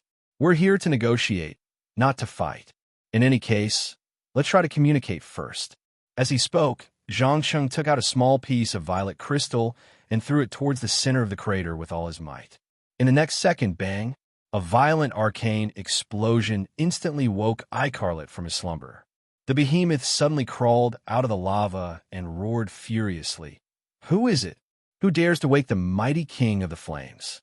Bastard, tell me, is there something wrong with your head? Seeing the enormous fire elemental creature so close to her, Yvonne finally couldn't hold back her anger. There was no way for her not to be angry. After all, this was a terrifying creature that could cause a global catastrophe if they weren't careful. A magical creature that had once lived alongside the gods in the ancient era. Even the gods were unable to kill it. But right now, this creature was clearly enraged. It was waving its fists, causing violent earthquakes, and even more volcanoes to erupt. At least 7 or 8 smaller volcanoes spewed out large amounts of volcanic ash and lava in just a few seconds, causing the situation to develop in an even worse direction. Chapter 669. Mortals, why are you trespassing on my territory? Icarlet's body was covered in green flames that symbolized dark powers. He deliberately pretended not to know Zhang Cheng as he stared at him with a pair of chilling eyes. Obviously, they had already discussed it. One stood in the open to attract attention, while the other hid in the dark to observe. So they teamed up to deceive the opponent. But Yvonne did not know this. She was so nervous that her clothes were instantly soaked in sweat. She carefully explained, Ancient demons, the great king of flames. We are members of the North American Supreme Council, and also emissaries representing the humans to negotiate. Emissaries? Negotiate? Ha ha! You think you have the right to negotiate with me? Icarlet let out a burst of laughter, full of contempt and disdain. It had to be said that under the influence of dark powers, his personality was becoming more and more twisted and manic. He was no longer as wise and calm as before. With the slightest provocation from the outside world, he would attack like a lunatic regardless of the consequences. The great king of flames is no longer tens of thousands of years ago when the gods ruled the sky, earth, and sea. Humans have long broken away from the influence of the gods and established their own civilization. Especially in the recent decades, they have invented something called nuclear weapons, which can instantly create temperatures hotter than the sun. It is so powerful that even if you get hit by 1 or 2 of them, you will be severely injured. What's more, special people like us who have master magical powers are not as weak as you think. We can definitely seal you if we work together. After that, Yvonne pulled the magic short bow in her hand and condensed it into a dazzling arrow. She was undoubtedly very clear about the situation at hand, and without thinking, she got into a combat stance. As the saying went, negotiations were always based on the premise that the strength of the opposing side was almost the same. If one side was much stronger than the other, then the negotiation would no longer exist. Instead, it would be replaced by the life and death of the weak by the strong. If one wanted to negotiate, the first thing one needed to do was to prove that one had the ability to injure or even kill the opponent. Arrogant. Maybe I should show you what real power is. Icarlet sneered as he waved his hand, and a large amount of hot magma was thrown at the edge of the crater. Light. Yvonne nimbly dodged backward, and at the same time, shot out the arrow made of energy. The next second, boom, a huge hole appeared in Icarite's chest out of nowhere. If it had been an ordinary life form, this attack would have been fatal. However, to a life form whose body was made of fire elemental energy, it was only a scratch at most. In less than a few seconds, magma poured in and filled the hole. Foolish half-elf, do you think this level of attack can hurt me? Two white flames suddenly shot out from Eikelet's eyes and engulfed Yvonne, who was floating in the air with the help of magic. Not good. The latter had no time to dodge at all. All he could do was erect a semicircular protective barrier that looked like a magical force field. The moment the flames came into contact with the light film, the surrounding rocks instantly turned into gas and disappeared without a trace. In the end, the light film was unable to completely withstand the terrifying temperature of the flames. Yvonne's entire right arm was completely charred in the blink of an eye, turning into dust that scattered with the wind. In front of the Lord of Flames, a mere member of the highest council was completely insignificant. Although Zhang Cheng was not sure who was stronger, Icarite or Ragnaros, the Lord of Azeroth, but they both had a common characteristic, which was that they controlled the oldest flames in the core of their respective worlds. The temperature of the flames was even much higher than the surface of the sun. Under the burning of such high-temperature flames, unless one was completely immune to the flames, it was almost impossible to defeat them. "Help me." Feeling the suffocating heat wave in front of her, Yvonne ignored the previous conflict between the two and loudly sent out a signal for help. "As you wish, madam." As usual, Zhang Cheng calmly bowed and raised his hand to madly absorb the magical energy in the surrounding air.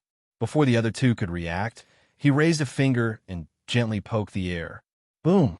The rolling smoke, volcanic ash, and clouds in the sky suddenly produced a deafening sound. Then, hailstones the size of an adult's fist instantly fell down as if they were free of charge. The hailstones covered every inch of land within a radius of a few kilometers with crackling sounds. The originally boiling volcanic craters of various sizes quickly cooled under the attack of the hailstones and finally condensed into solid black rock layers. As for the largest volcanic crater, it also slowly cooled under the attack of the hailstones, producing a sizzling sound. The burning green, evil flames on the surface of the Lord of Flames' body also gradually weakened. Alchemist. A trace of surprise appeared on Icarite's ferocious face. This was not an act. It was really very surprised. Although alchemists had existed since ancient times, their numbers had always been relatively small. It could not believe that the young man in front of it, who had formed an alliance with it, was not only a powerful wizard, but also a master alchemist. The terrifying power to directly change the climate and the natural environment was not something an ordinary alchemist could do. That's right. I sincerely suggest that you calm down and have a talk with us. You have to know that violence is usually used when you have an absolute advantage, or when you have no other choice but to use extreme measures. We don't seem to have reached this stage yet, do we? Zhang Cheng said as he landed on the surface of the boiling lava. Wherever his feet stepped, a bone-piercing cold air would be released, causing the nearby lava to quickly cool down, and then a large white layer of solid ice would form. Perhaps it would be almost impossible for other alchemists to transform flames into ice in such a large area in such a short period of time. However, with the help of the magic soul, divinity, unique alchemy stone, and the supreme heavenly god equipment, it was a piece of cake for him. In just a short while, the erupting Yellowstone volcano group was already covered in a thick layer of ice, and almost all the flames and lava were covered in white frost. Feeling the sudden drop in the temperature of the air, Icarite did not immediately answer. Instead, it narrowed its eyes and put on a hesitant look. Needless to say, at this moment, it was secretly communicating with Zhang Cheng through the spiritual connection. Only Yvonne, who had lost an arm hiding not far away, was completely unaware and still maintained a very vigilant battle state. After about 3 to 5 minutes, the ancient Lord of Flames finally twisted its body, reactivated the volcano under its feet, and replied in a low voice, "All right, I agree to negotiate." Chapter 670. An hour and a half later, in the secret room of the North American Supreme Council, Zhang Cheng and Yvonne, who had lost an arm, took out a contract with some kind of magical binding force and placed it in front of everyone. Cosmo put on his spectacles and read the terms and conditions word by word. Then, He slowly nodded his head in satisfaction. Well done. To be honest, I really didn't expect the two of you to solve such a big problem so quickly. Do you know? The speakers of the European Parliament and the South American Parliament were still asking me if I needed help with a gloating tone more than 30 minutes ago. I was even ready to start a full-scale war. But you gave me a surprise and saved the face of the North American Supreme Council at the same time. It's my honor. If there's nothing else, I'll take my leave first. Zhang Cheng bowed slightly. To be honest, if it weren't for the fact that he had no choice, he wouldn't be bothered to participate in these battles involving various rights and interests. He didn't want to put himself in the spotlight for others to admire or study. In the underground world, whoever could protect their secrets and trump cards to the greatest extent would always be in an invincible position. Wait, I have one more thing for you to do. Here, take this with you and make a trip to Washington, D.C., and briefly report the process and results to General Wright. With that, the speaker took out an ancient-looking silver badge from his pocket. There was a picture of an eagle spreading its wings and flying high in the sky. The eagle was holding a double-headed snake at its feet. General Wright, is there any cooperation between the Parliament and the United States government? Zhang Cheng raised his eyebrows and asked in surprise. Strictly speaking, the United States government doesn't know of our existence. But you have to understand that in order to ensure that the secrets of the underground world are never exposed, we inevitably have to have limited cooperation with the government of the ordinary world. In fact, without the help of the underground world back then, do you think that the motley crew composed of militias could resist the magical power controlled by the British royal family?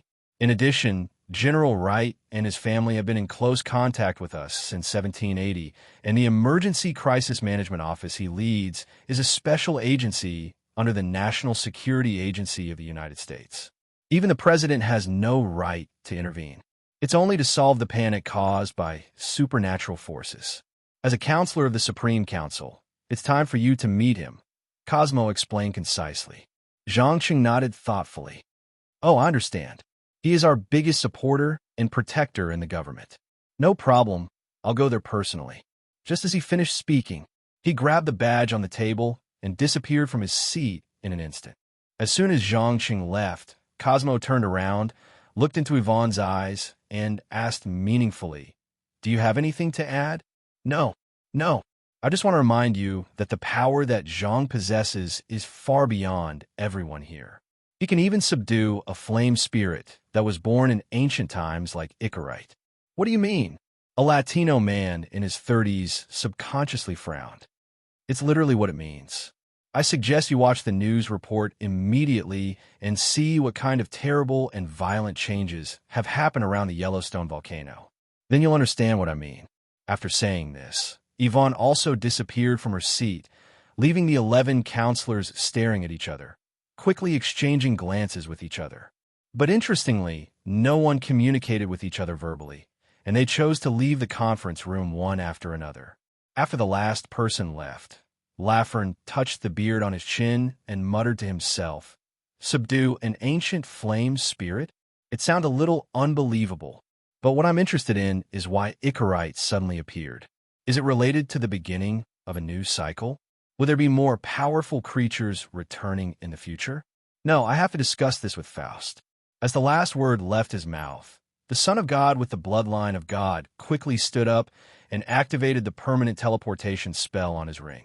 At the same time, far away beside the Lincoln Monument in Washington, Zhang Cheng suddenly appeared out of thin air, scaring a 7- or 8-year-old boy who jumped up from the ground and shouted, Mom, look! That person has superpowers. He can teleport." "Shut up, Hunter. You're too rude."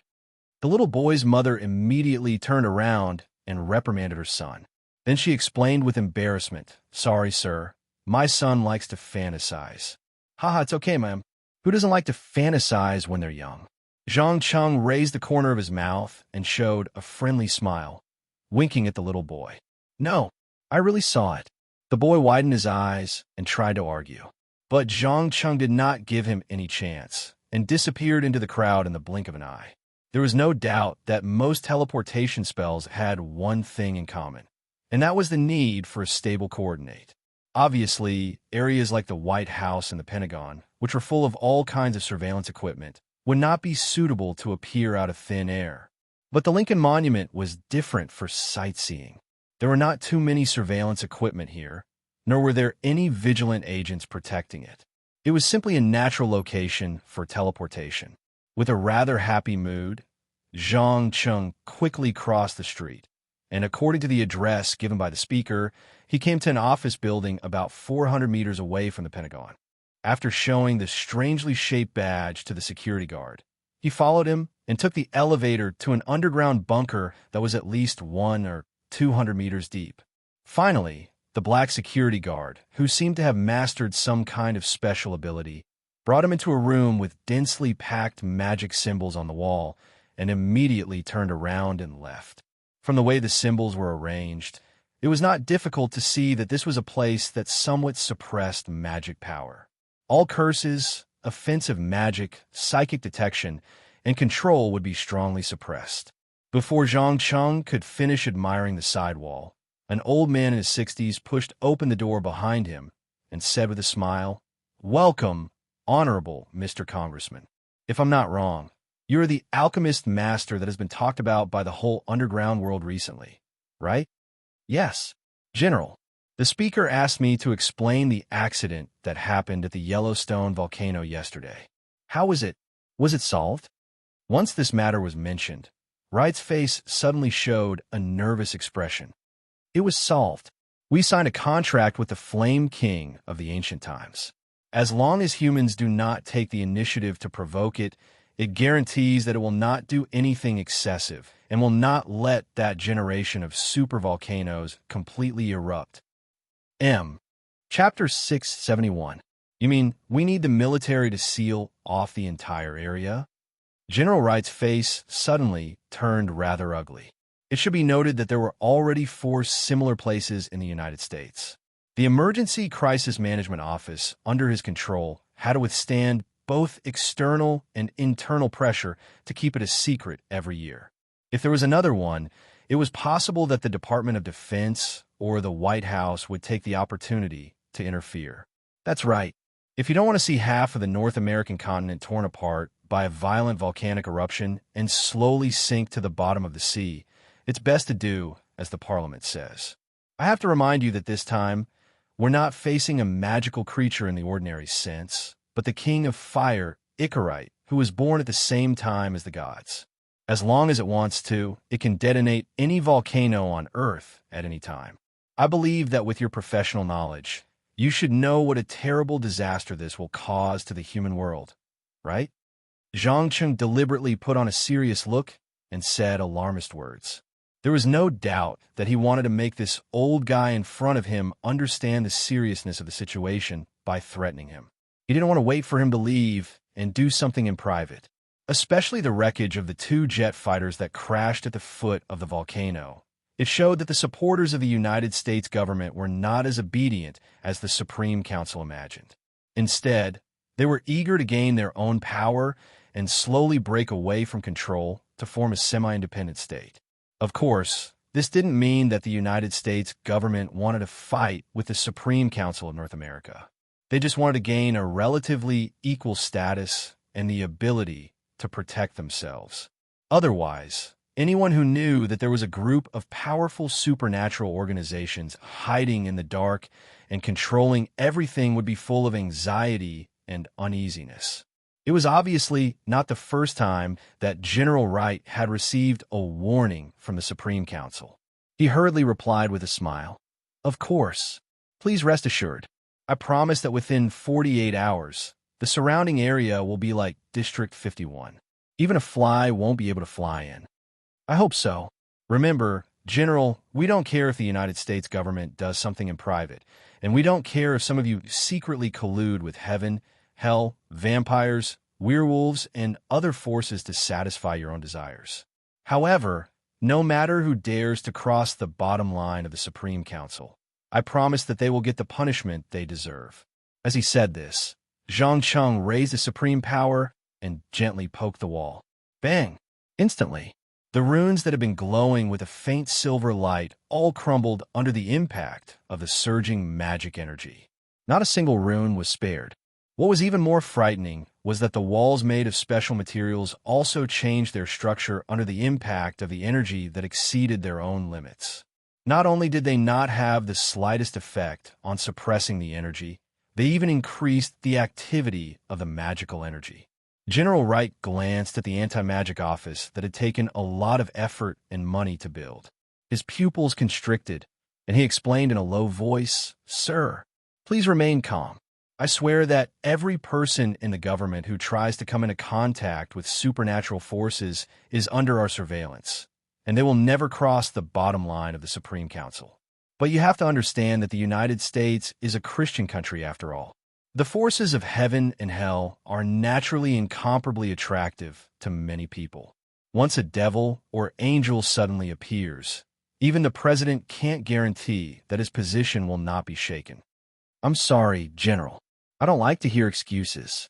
Also, don't forget your promise to lock down the area around Yellowstone volcano for 48 hours.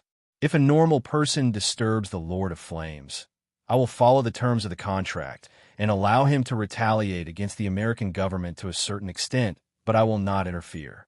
As for the location of the retaliation, it will naturally be the famous Washington, D.C. Think about it. If the capital of the United States was suddenly hit by a volcano and an earthquake, what would the result be?" After saying this meaningful sentence, Zhang Qing directly cast a teleportation spell in front of everyone and disappeared without a trace. Just a few seconds after he left, General Wright immediately roared at his subordinates in shock and anger. "Idiots! Why are you still standing there like idiots? Give me the White House and the Department of National Defense immediately. Tell them that if they don't want to die, immediately send people to list the volcanic eruption area as a military restricted area. The security level will be according to the standards of Area 51. "Yes, sir. General." A middle-aged man who looked like an adjutant immediately saluted, picked up the phone on the table, and began to coordinate with the various departments. Although the Emergency Crisis Management Office was only a small organization with less than 30 people under the Department of National Defense, it had a higher level of authority than the Pentagon. The most important thing was that the authority of this secret department had existed since the founding of the country. When necessary, it could even directly bypass the Commander-in-Chief of the United States military and directly give orders to the Army in a certain area. Approximately 3 hours later, a U.S. military unit finally arrived at Yellowstone National Park. They chased away a large number of curious tourists and reporters who were eager to get first-hand information. They sealed off the surrounding hundreds of kilometers from both land and air. As for General Wright, he brought a document and satellite photos and took a plane alone to an inconspicuous villa in the suburbs of Washington, D.C. He saw a dozen white men who looked to be around 40 to 50 years old gathered together and whispered about the topics they were interested in. When he opened the door and walked in, the guy in the lead quickly coughed twice to signal everyone to be quiet. Then he raised his head and stared with his eagle-like eyes and asked, "How is it? What did the North American Supreme Council say?" "Sir, the council has sent a rather tough councilman. He is the Eastern wizard that has been frequently mentioned recently. He is also a master alchemist." Wright bowed deeply. "Tough. Yes. He even pointed out that you have made deals with heaven, hell, werewolves, vampires, and other forces to obtain the secret of a longer lifespan." "You mean he threatened to eradicate us?" "No. He thought he was just warning us not to try to go against the council's orders.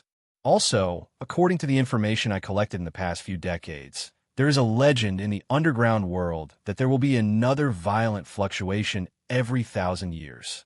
Similar situations are likely to happen again." "I see. Lucas, do you think we can make contact with this Eastern sorcerer of unknown origin?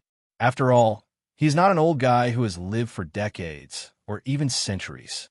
Young people often have a faster ability to accept new things." The person who said this was a very young and handsome man with pale skin. Without asking, he must have obtained part of the vampire bloodline. He curled up in the corner of the living room and tried his best to avoid the sunlight shining in from the window. M. Chapter 672. Old friend, are you kidding me? He is a member of the North American Supreme Council and a respected master alchemist. If there were no accidents, after Speaker Cosmo stepped down, he would be the next speaker. Let me ask you, how could such a person with such a high status be roped in by us? The middle-aged man called Lucas shook his head, his eyes flashing with silver light. Without a doubt, this was a sign of receiving the baptism of the heavenly bloodline. It was said that when the kingdom of heaven on earth plan was fully implemented, only the most devout believers were qualified to receive such a reward. But now, they only needed to pay a small price to obtain it from the so-called messenger of the holy heavens. It was obvious that devout believers were just fools. In the eyes of those with real power, there was nothing they could not use as a bargaining chip, even their own conscience. Don't be so pessimistic. Don't forget, he is different from the previous Supreme Council hospital.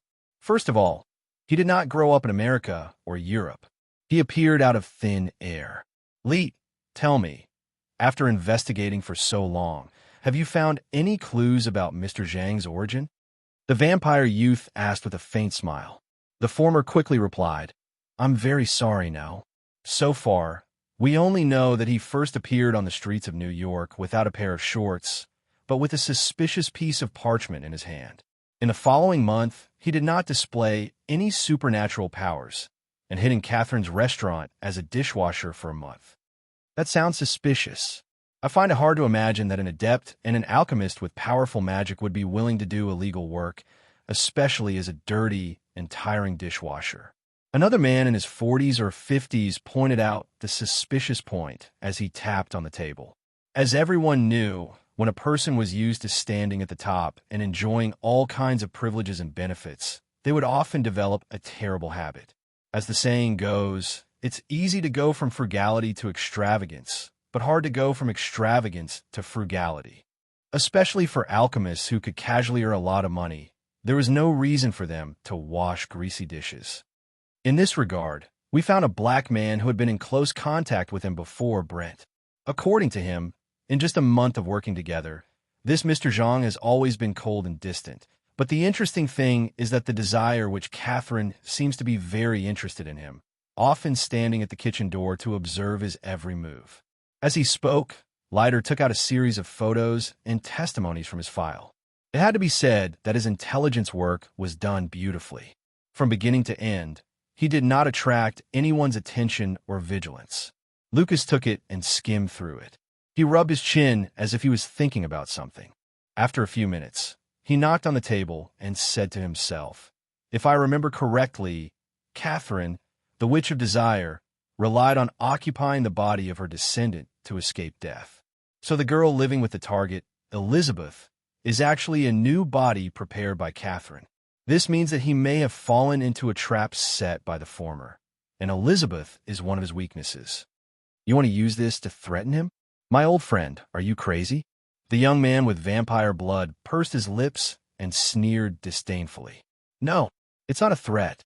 On the contrary, I hope we can appear as friends and saviors. I believe you all should know that the desire Catherine controls is a strong emotion driven by instinct. So far, no one has been able to completely resist it. So I suggest we do a little test to see if the two of them are firmly attracted to each other. Lucas smiled and raised a finger to explain. I understand. You're going to try to seduce one of them. But the problem is that Mr. Zhang seems to be very self-disciplined and restrained. It's too difficult to seduce him. That young girl is more easily seduced.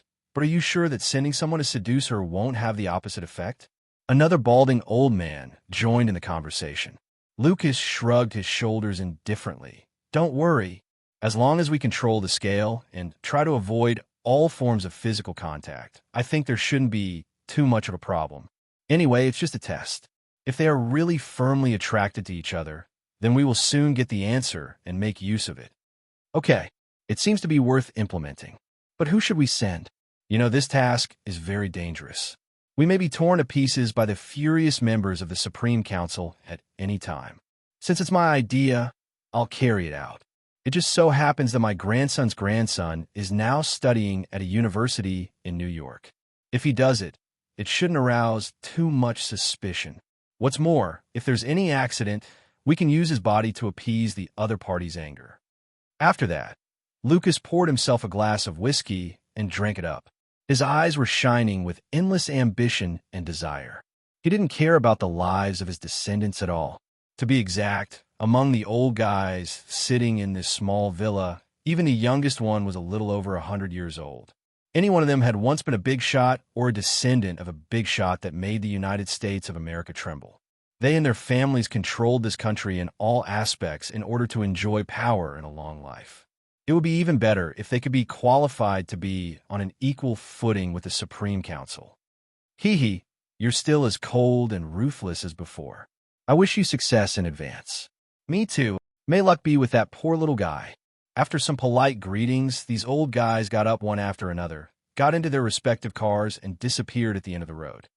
After watching everyone leave, Lucas picked up his phone and sent a series of text messages containing numbers and letters. About 10 minutes later, a handsome young man driving a sports car on the streets of New York received a call from his father. After the call, he immediately put on a very strange expression. He turned around and said to his sexy model girlfriend sitting in the passenger's seat, "I'm sorry, dear. I'm afraid we have to separate." Separate? What do you mean? The girl in her 20s didn't realize what had happened at all. There was a trace of astonishment in her eyes. That's exactly what it means. We have to break up. After that, the young man directly opened the car door and gestured for her to get out. *T. You're kicking me out of the car? Now, I'm sorry. Please believe me. This is not my intention, but sometimes you have to pay a price if you want to get something. You're the price I need to pay. As soon as he finished speaking, the young man stepped on the accelerator, completely ignoring the angry roar of his ex-girlfriend, and drove straight in the direction of Brooklyn. Calm. Wonderful book house. Calm. Chapter 673. Conspiracy, war, killing, competition for resources, and dominance were the eternal themes in the development of modern human civilization. Because of this fierce and cruel competition between the same species, although hundreds of millions of human beings lost their lives, it greatly promoted the development of technology and productivity. It turned out that only when human beings had a strong sense of crisis, they would burst out unprecedented creativity in a short period of time, making things that originally only existed in fantasy stories into reality. As a person who had some understanding of modern history, Zhongxing knew very well that as long as he was still living in this world, he would never be able to avoid all kinds of trouble. Therefore, when he received the message from Leonid through the multifunctional satellite that had just entered the fixed orbit for less than 2 days, not only was he not surprised at all, but he even sneered and muttered to himself, "Haha, the little mouse hiding in the sewer finally couldn't help but show its head. It doesn't matter. Let me see what you're capable of." "What?" Sitting across the table in the coffee shop, Samantha immediately raised her head. "No, nothing. You're doing a good job. Continue to collect archaeological discoveries all over the world for me. Whether it's the past or the present, follow up on time. If necessary, just call me, and I'll provide you with the corresponding funds." With that said, Zhongxing put away the hundreds of pages of A4 papers on the table and stuffed them into several folders. After a month and a half of hard work, the Latina girl in her early 20s did not let him down. She had obtained a detailed list of almost all the archaeological discoveries that were suspected of being related to supernatural forces from all over the world from 1940 to the present day. She had also made a detailed list of all the archaeological discoveries that were suspected to be related to supernatural forces. Many of them were worth investigating in the local area.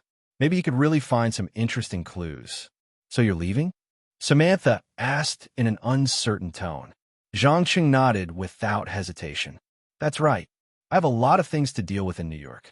If everything goes well, in May, I'll go out to sea to find a Spanish treasure ship that sank in the Atlantic Ocean." "A Spanish treasure ship? Can you take me with you? At least let me participate. You have to know that if this matter is successful, it will greatly improve my status in the archaeological academic community." The girl was eager to give it a try. By translating the ancient parchment book, She had obtained a doctorate from the University of California, Los Angeles. She had also obtained an additional job as a museum consultant. Not only had her income leaped into the enviable middle class, but her social status had also been greatly improved. Therefore, she was eager to receive more honor and attention. Sure, I'll call you 3 days before I go out to sea. Remember, keep a low profile and don't get into trouble. Most importantly, take good care of the phone I gave you. Don't let a second person touch it. After that, Zhang Cheng finished the juice in the cup in one gulp, stood up and left the coffee shop, following the crowd and disappearing at the corner of the street. After watching him disappear from her sight, Munsa grabbed the frameless phone in her pocket and said with a smile, "I'm not an idiot. How could he let a second person see such advanced technology? Am I right, X?" "Yes, madam. According to the data I secretly collected, the current world's technology level is far behind the technology stored in my database. Therefore, once exposed, it is likely to cause unnecessary trouble or even capture, imprisonment, and interrogation. For your safety, keeping this a secret is the wisest choice." The artificial intelligence connected to the girl's Bluetooth headset through the satellite and gave its advice. As long as it was within the coverage of the 2 satellites, it could connect and control any device connected to the internet or wireless.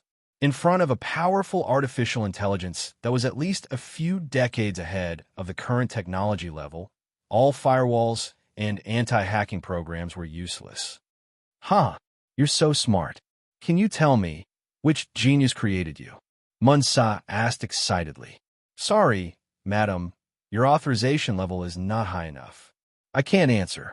X was as rigid as ever and did not give the girl a chance to take advantage of him. However, the latter obviously did not care. She only enjoyed the fact that someone could chat with her anytime, listen to her complaints, and share her deepest secrets, including the most private parts. She did not know it all. Therefore, all the conversations would be sent to an underground base on an uninhabited island in the Pacific Ocean and stored there. At the same time, the underground base was no longer as deserted as it was a few months ago. There were more than 150 people busy with their own work. More than half of them were recruited from the former Soviet Union. As for loyalty, there was no need to worry. Anyone who did not pass the test was dealt with immediately to ensure that the secret here would never be discovered. Of course, as an experienced intelligence commander, Leonid wasn't willing to be an intelligence dealer. Instead, he wanted to spread a huge net. To build a net, in addition to sufficient financial and technical support, there must also be enough military force. In other words, combatants who could use violent means to solve problems at critical moments. At present, there were 60 talents in the base who were poached from the special forces of Eastern European countries. They had been armed with the advanced individual system many times. The only thing they lacked was actual combat. After all, with the collapse of the Soviet Union, the economy of the entire Eastern European region fell into a comprehensive and three-dimensional recession. Even the special forces, known as the elite of the elite, only had a monthly salary of about $400. They also faced the danger of being liquidated by the new government. They could not resist the temptation of more than $5,000 a month, or even $10,000 to $20,000 a month. Looking at this group of fully armed members of the operation team, the corners of Leonid's mouth curled up slightly, and a satisfied look appeared on his face. Then, he turned around and said to a blonde girl who was only 1.45 meters tall, "Yelena, arrange an operation team to go to New York and kidnap that suspicious guy. Bring him to this address. Codename him Shadow. Don't forget what I told you. Don't ask what you shouldn't ask, and don't try to take credit. The people we are loyal to now are not ordinary people." "Understood, Chief." The girl gave a standard military salute. Judging from her appearance, she could definitely be called a petite and cute blonde lowly. But Leonid knew that this was completely an illusion. It was an artificial deformity created by taking drugs that inhibited the growth of the body. The purpose was to get information from those with pedophilia. That's right. Yelena was a swallow that had been strictly trained by the KGB, a special swallow that seemed harmless but was fatal. Come, Wonderful Book House. Chapter 674. At night, most of the streets in New York had changed, but Manhattan, where the rich gathered, still maintained the dazzling neon lights, as well as the patrolling police cars and police officers that were no longer patrolling the streets.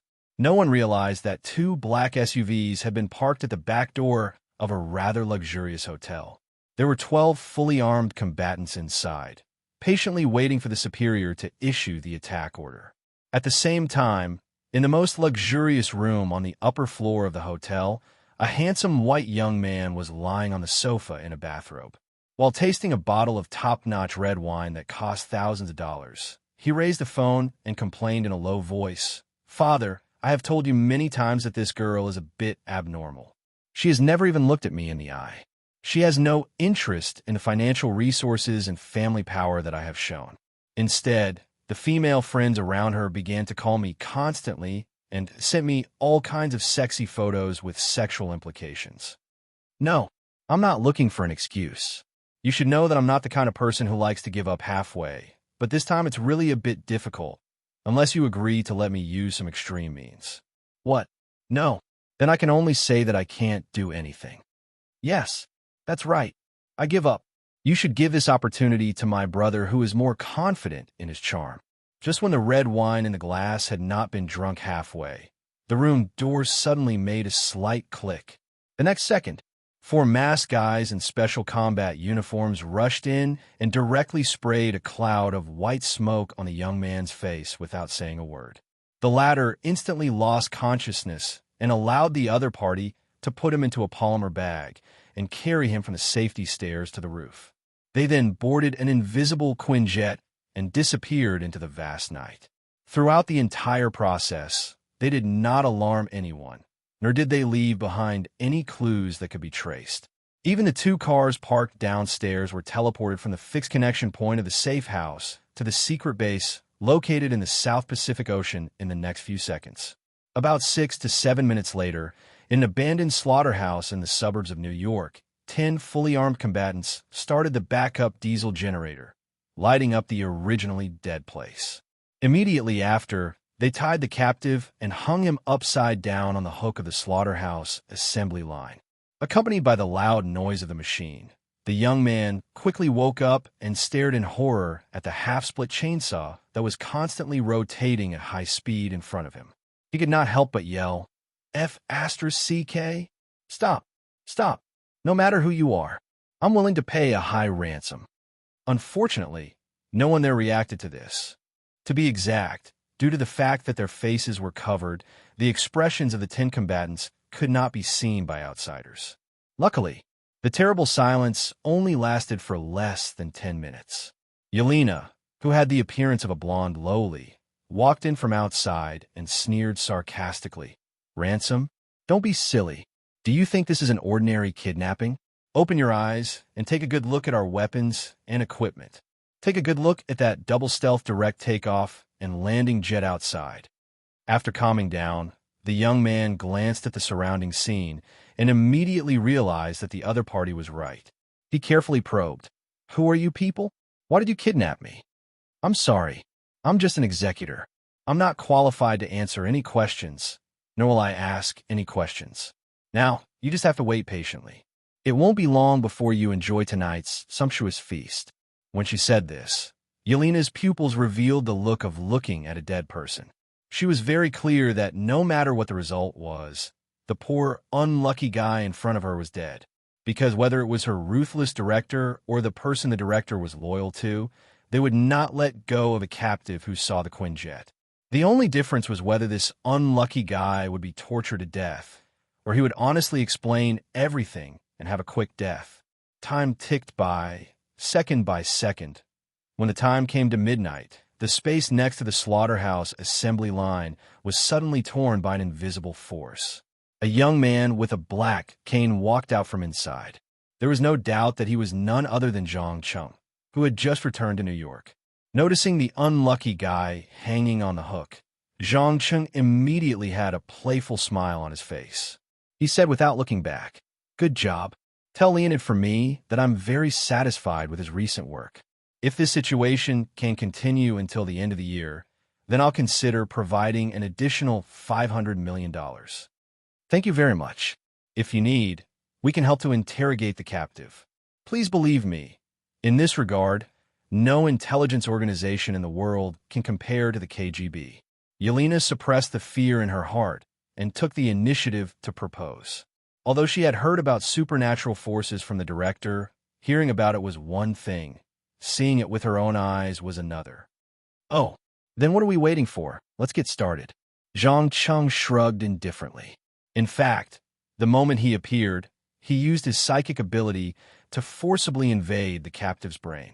There was no need for any interrogation. The reason why he didn't stop him was that he wanted to see the captive suffer. Please wait a moment. You, put him down.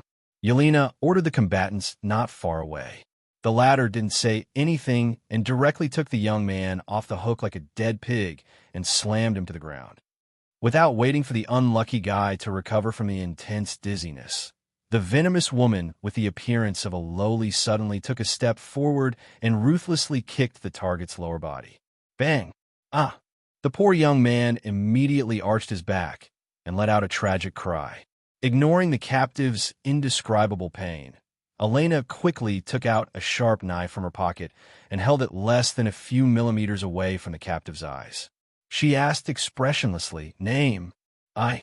The young man opened his mouth as if he wanted to say something. "Sorry, you're over the time." Puff. Ah. Elena didn't hesitate at all and directly stabbed the knife into the captive's eyes, pulling out the entire eyeball, leaving a bloody hole. Fast, fierce, brutal. There was no pity in his heart at all. She used practical actions to prove what a qualified female agent needed to have psychological quality. But this was not the end. In order to prevent the captive from fainting and not being able to feel all the pain, she also took out a needle and injected the pale yellow liquid inside into his meridians.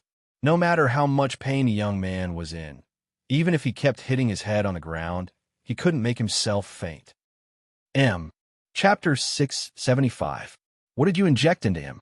Zhang Cheng asked curiously as he touched his chin.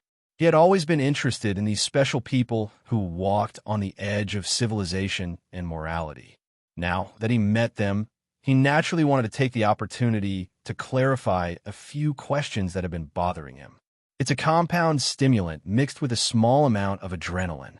The drug can make the human nervous system and brain in a highly stimulated state, making them more sensitive to pain. Yelena gave the answer without hesitation. While they were talking, the woman, who looked cute but had a cruel heart, pulled the captive's hair and pulled him up. She put the eyeball, which was stained with blood and nerves at the end of the knife, in front of him and threatened softly, "See, this is what you get for not cooperating. Now, I'll give you another chance. Name. If you don't give me the answer I want in 10 seconds, then it will be stuffed into your mouth and swallowed." Like all interrogations, most of the time, naked violence and physical torture were the best way to break a person's psychological defense. As for the so-called mental torture, which was later developed, it was actually to prevent the media and public from attacking in some special circumstances. It was far less effective and deterrent than the former. Without a doubt, the young man, who was obviously from a rich family, had never experienced such a situation. He quickly endured the severe pain and shouted, "My name is Cassar Harrison." Cassar Harrison? The Harris family. Yelena's face showed a surprised expression. The reason was simple. In the United States, Harrison was not an ordinary family name, but a typical political and financial monopoly family. Since the founding father of the United States, Benjamin Harrison V, who signed the Declaration of Independence, the family had been active in the United States business and political circles, including the 9th President of the United States, William Henry Harrison, the United States Congressman John Scott Harrison, the 23rd President of the United States, Benjamin Harrison, the United States Navy Admiral Lytle Harrison, and so on through a series of methods.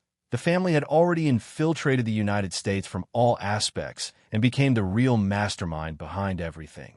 Although on the surface, they were far less dazzling than the Bush family and the Kennedy family, who only rose after World War II because they had their hands in the Federal Reserve early. Their strength and influence were far stronger than the other two.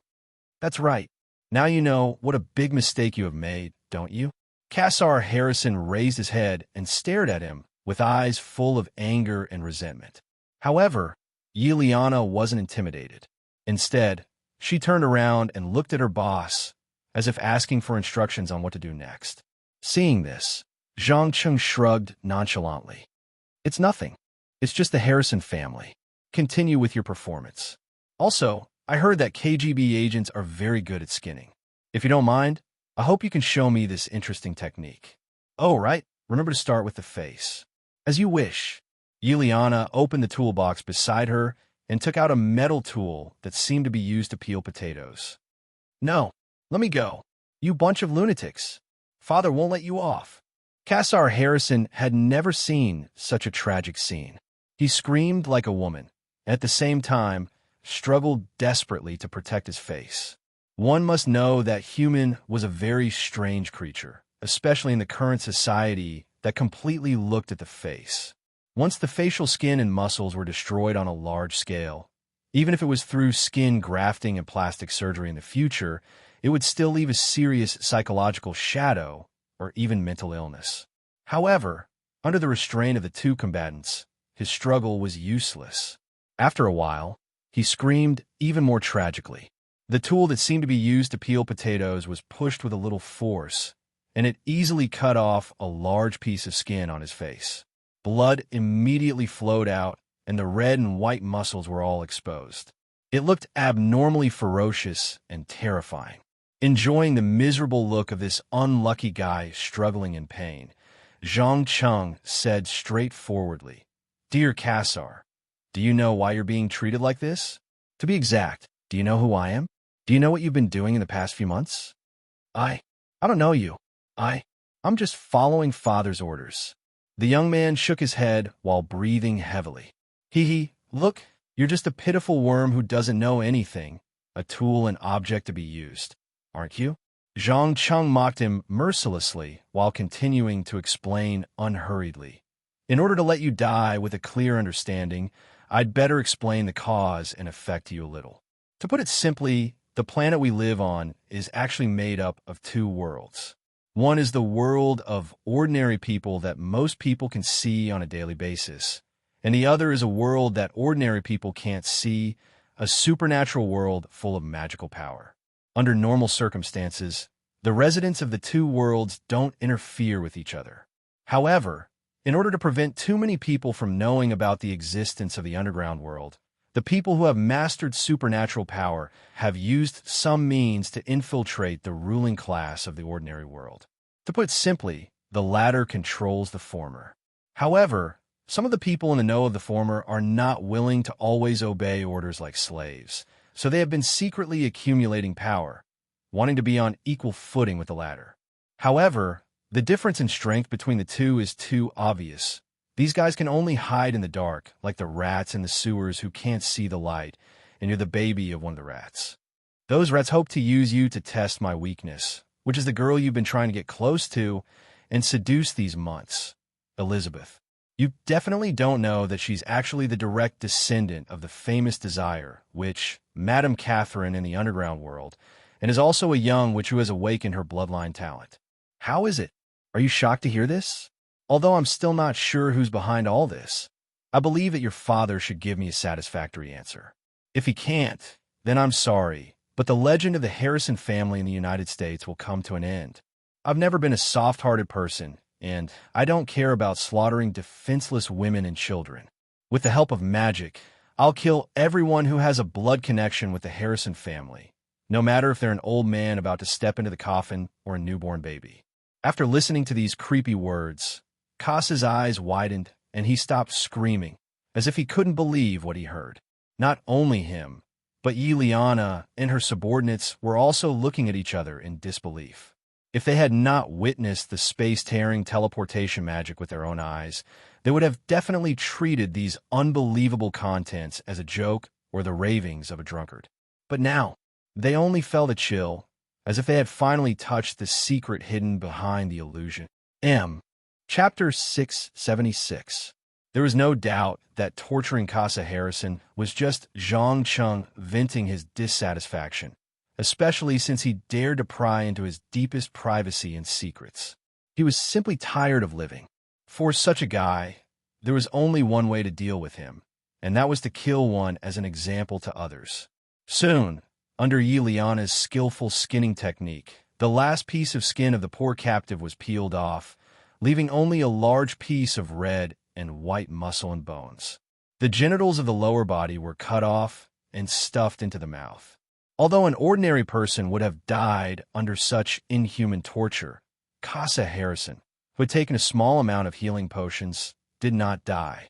He only had a mental breakdown and was completely tortured to the point of insanity, constantly letting out ear-piercing laughter. Even the combat personnel who had seen many big scenes could not help but feel numb in their scalp. They could not believe that there was such a monster in the world who did not treat people as human beings at all. That was right. In their eyes, their boss was a cold-blooded monster from head to toe, without the slightest bit of mercy. Of course, this strong sense of fear was not all bad.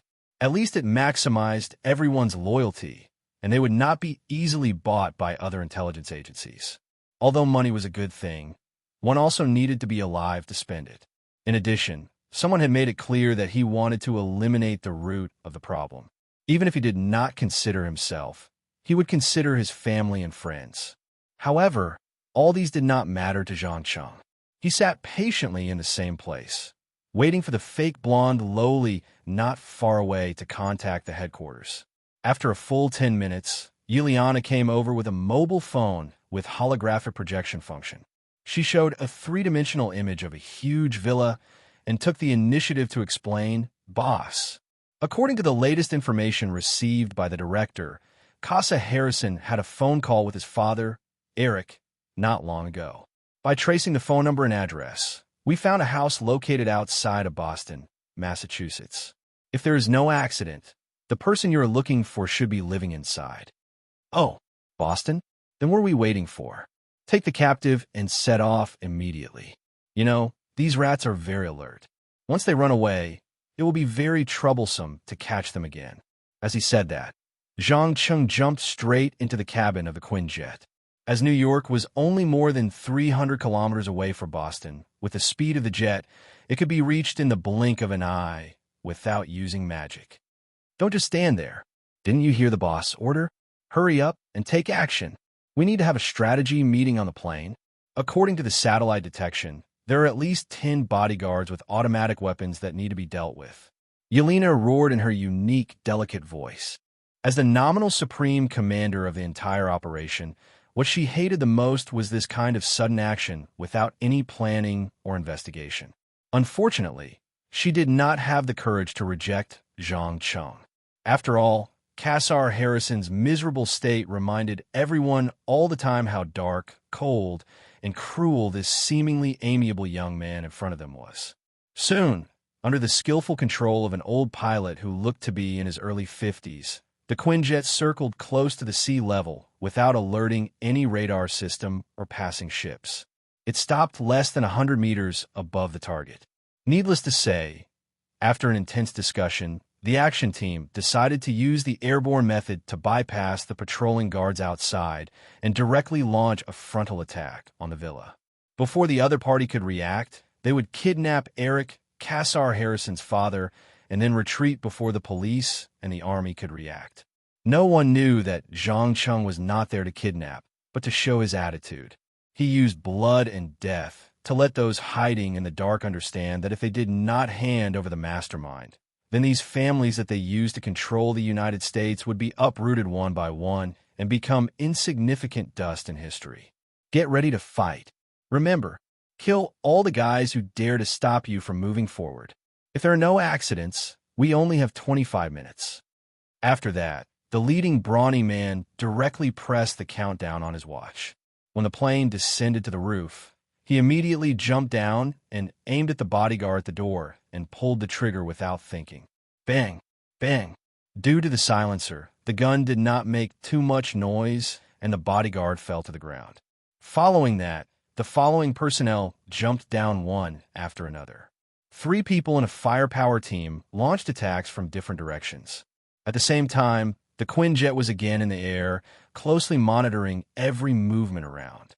Feeling the faint smell of blood in the air, Zhang Chung smiled and asked Ileana next to him, "Guess if we kill all the people in this villa today, what will be reported in the media tomorrow?" "I don't know, but I know that it will cause a big earthquake in the political and business circles of this country.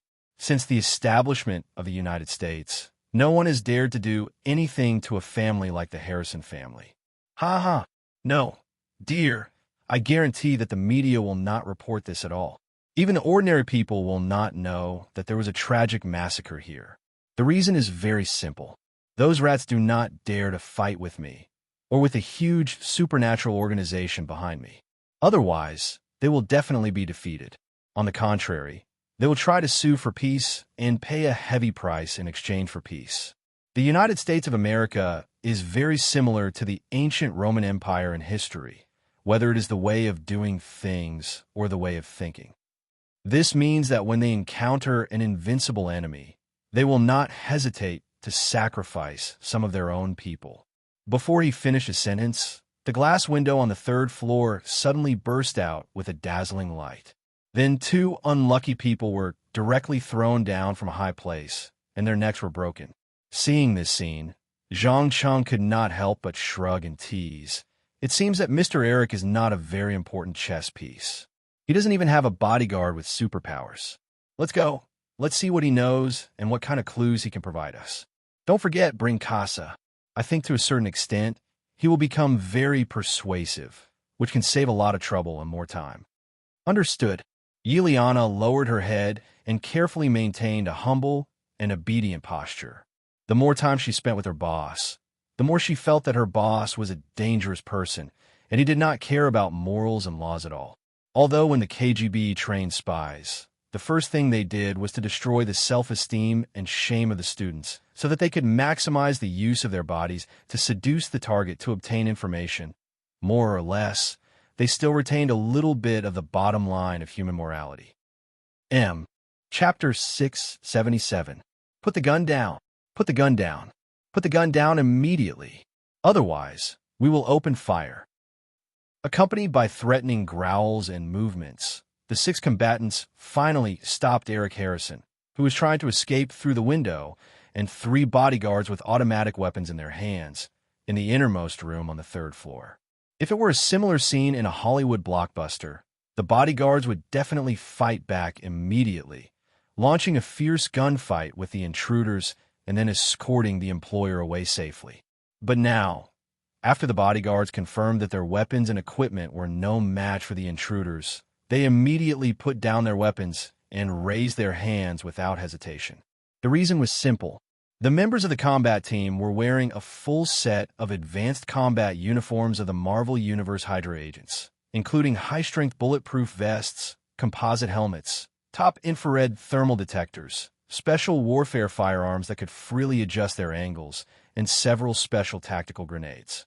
In short, even across several walls, they could clearly see a few people hiding behind the walls. They could choose to use lethal or non-lethal means to solve the problem. And there was also Artificial Intelligence X to report the situation and give corresponding advice at any time.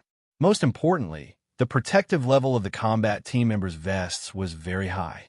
Even if they were shot by machine guns, unless they were directly hit in the face, they would at most have a few broken ribs and would not be penetrated by bullets at all. The bodyguards realized that meaningless resistance would only lead to a tragic massacre, so they decisively put down their weapons and chose to surrender.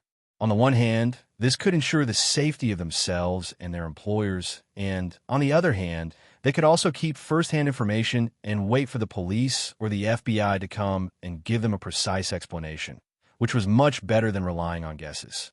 Unfortunately, the bodyguards did not figure out that this was not a kidnapping from beginning to end. When the last unlucky guy dropped his weapon and knelt on the ground with his hands raised, a commander of the combat team immediately made a tactical gesture to his companions. Immediately after, the remaining 5 people immediately adjusted their muzzles and pulled the trigger without hesitation. Snap! Snap! Snap! Snap! After a few muffled gunshots, all the bodyguards fell into a pool of blood, breathing their last breaths. It was not difficult to see from the shocked expression on their faces when they died that they could not believe that the other party would kill without saying a word. Take him to the hall on the first floor. Then get ready to retreat. The commander gave an order to the team through the headset. About a few minutes later, Eric Harrison was dragged like a dead dog to the living room on the first floor, which was full of corpses and the smell of blood. Zhang Cheng sat on the sofa and looked at the man who looked to be in his 50s or 60s with great interest. The man was trying his best to keep calm. After a full minute, he smiled and said, "Dear Mr. Harrison, I'm sure you want to know who I am and why I dared to break into your residence and slaughter your bodyguards and servants, right? No, I don't care who you are. I'm only concerned about how you're going to wrap things up. I believe you must have known who I was when you planned this attack, right?" Eric clenched his fists tightly, trying to suppress the anger in his heart that was almost boiling. As someone born with a silver spoon in his mouth, he could be considered as one of the top families in the United States of America. He had never been so embarrassed before. This was especially true for those well-trained and well-equipped combatants. Even a fool could tell that this was definitely not an ordinary kidnapping, but a targeted surprise attack. "Ha! Don't worry, before I introduce myself, I want you to meet your son, Casa. This will help us in our next conversation." As Zhang Cheng spoke, he gently crooked his finger, and the corner of his mouth curled up into a cruel smile. "Idiot! Go and find your father." Yuliana, who received the order, pushed the crazy young man hard. It had to be said that blood and genetic inheritance were very strange things. Even if the biological parents and children had never met before, when the two met after adulthood, there was still a high chance that they would recognize each other. Although the young man had no intact skin on his body, Eric still recognized his descendant. He widened his eyes and roared angrily, "My God! What did you demons do to Casa?" Zhang Cheng purposely put on a nonchalant expression and replied, "It's nothing. My men dug out one of his eyes, stripped off all the skin on his body, and castrated his reproductive organs. Then they stuffed it into his mouth and let him eat it. As you can see, his mind has collapsed, and he has become a crazy fool. Kill you. I'm going to kill you." Under the strong stimulation of words, Eric finally lost control of his emotions. He bared his fangs and brandished his claws as he pounced forward, wanting to strangle this extremely evil enemy in front of him to death.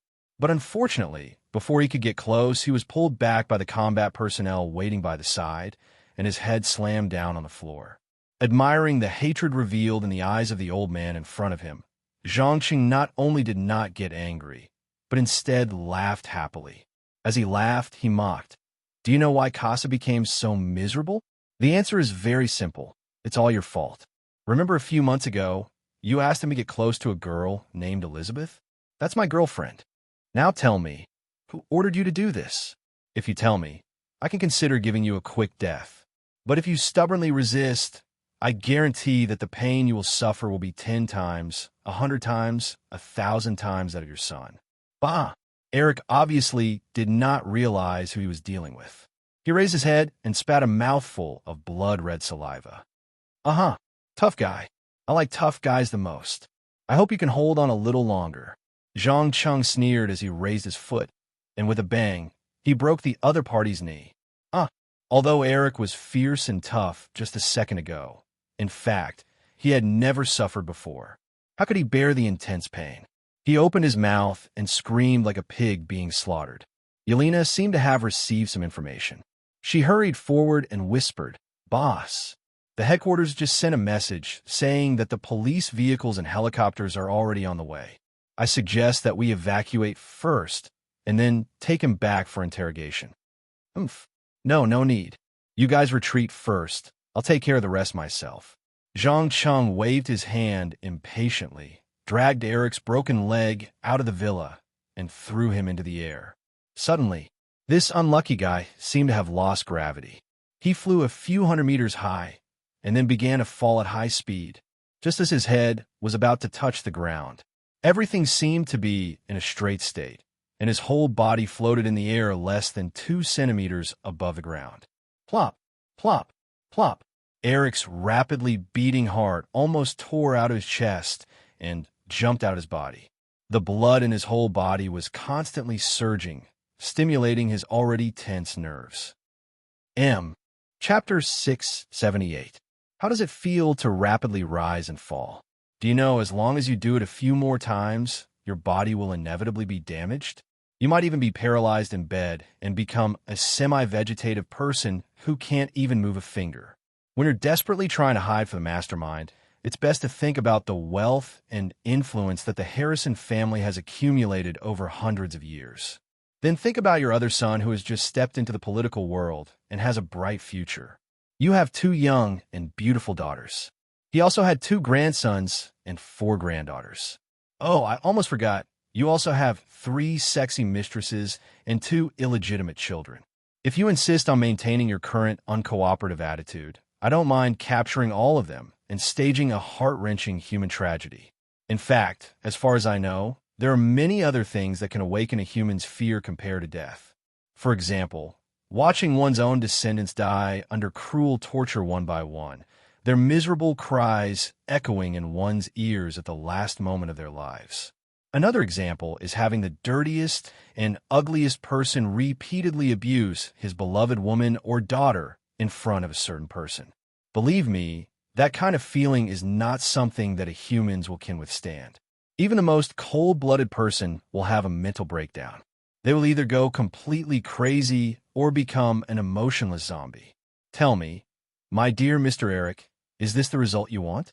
Do you want to watch the Harrison family completely disappear from this world? Please don't think that this is just an empty threat. I have enough power to make it a reality at any time. Now make your choice. As the last word fell, Zhang Cheng didn't say any more nonsense. He only stared at Eric's pair of eyes that revealed an extreme inner struggle. About 2 to 3 minutes later, Eric finally took a deep breath. His eyes were bloodshot as he asked with a hoarse voice, "What guarantee do you have?" According to what I know, the people in the underground world are all a bunch of paranoid and crazy people. In your concept, revenge has always been to eliminate the root of the problem and not leave behind any future troubles. Some of them would even be demoted to terrifying contract slaves. I didn't expect you to have such an understanding of the underground world. Zhang Cheng raised his eyebrows in surprise. He then replied in a calm and unhurried manner. That's right. What you said are the characteristics of the underground world. But there's one thing you're wrong about. What I'm doing now doesn't belong to the category of revenge. You're not qualified to be my enemy. Even the little mouse hiding in the dark, controlling you, is not qualified to be my enemy. Not an enemy? How could you treat Casa like that if he wasn't an enemy? He was still a child, but you destroyed him. Let him suffer a fate worse than death. Eric, who was filled with anger and fear, couldn't help but tremble. Please, your son is seducing my girlfriend, probing the weaknesses of my personality and heart. Tell me, what would you do if someone seduced your wife for several months and kept testing if that woman was the love of your life? Don't tell me you're just going to give him a warning or send someone to beat him up. With the Harris family style, the chances of this unlucky bastard evaporating from the face of the earth were higher. Don't show such an expression. In my eyes, the Harrison family is no different from ordinary people. After that, Zhang Cheng turned around and nodded to Yelena and the members of the Special Operations Team who boarded the Quinjet, indicating that they could retreat. Because at this moment, police helicopters could be vaguely seen in the distant sky, quickly flying in the direction of the villa. And it wasn't just 1, but 6. Almost all the helicopters that could be mobilized in Boston, none of them were left behind. It was estimated that if they didn't leave now, they would be ready to release missiles to shoot down all of them. Although the Quinjet's double stealth system, radar stealth plus visual stealth, was leading in the world, it shouldn't be a problem to kill a bloody path. But that meant that a jet that was decades ahead of the current world's technology would be exposed to the public, and it would be very troublesome to deal with. The pilot of the Quinjet was undoubtedly very clear about this. Without saying a word, he closed the hatch, turned on the stealth system, and quickly flew in the direction of the sea. After a while, he disappeared without a trace, as if he had never appeared. Seeing the police helicopters getting closer and closer, Eric knew that he didn't have much time left. After a little hesitation, he finally made up his mind. He gritted his teeth and pulled out a crumpled photo from the back of the amulet hanging around his neck. Here, there's an address on it. My great-grandfather, Benjamin Harrison, used to live there. Benjamin Harrison? The 23rd President of the United States. If I remember correctly, he announced his death in 1901, which means he's 170 years old this year. This doesn't look like the lifespan of a normal human. Zhang Cheng deliberately pretended to be surprised. In fact, since the two met, he had been spying on each other's thoughts and memories through his psionic ability. He had already obtained a lot of useful information. If it wasn't for the fear that force cracking would trigger some special magic effects, he would have directly read it by force. My great-grandfather reached an agreement with an angel, which was to continue to support and expand the influence of the church in exchange for the bloodline of heaven. So normally, he can live for at least 500 to 1,000 years, Eric explained quickly. I see. Very good. On behalf of the North American Supreme Council, I thank you for the information and support you provided, and I assure you that the grudge between us ends here. Remember, from today onwards, your great-grandfather is already dead, and I'm the real backer of the Harrison family, understand? Also, you should know how to deal with the incoming police and news media. I don't want a big news report the next day. After saying this meaningful sentence, the top of the Supreme God's crystal in Zhang Cheng's hand suddenly flashed with a dazzling light, and then he suddenly disappeared. Realizing that he was out of danger, Eric subconsciously breathed a sigh of relief. He endured the pain of his broken leg and desperately crawled back to the living room. He wrapped a handgun on the ground with a tissue and aimed at his muddle-headed son, who kept laughing foolishly. He closed his eyes and pulled the trigger. Bang!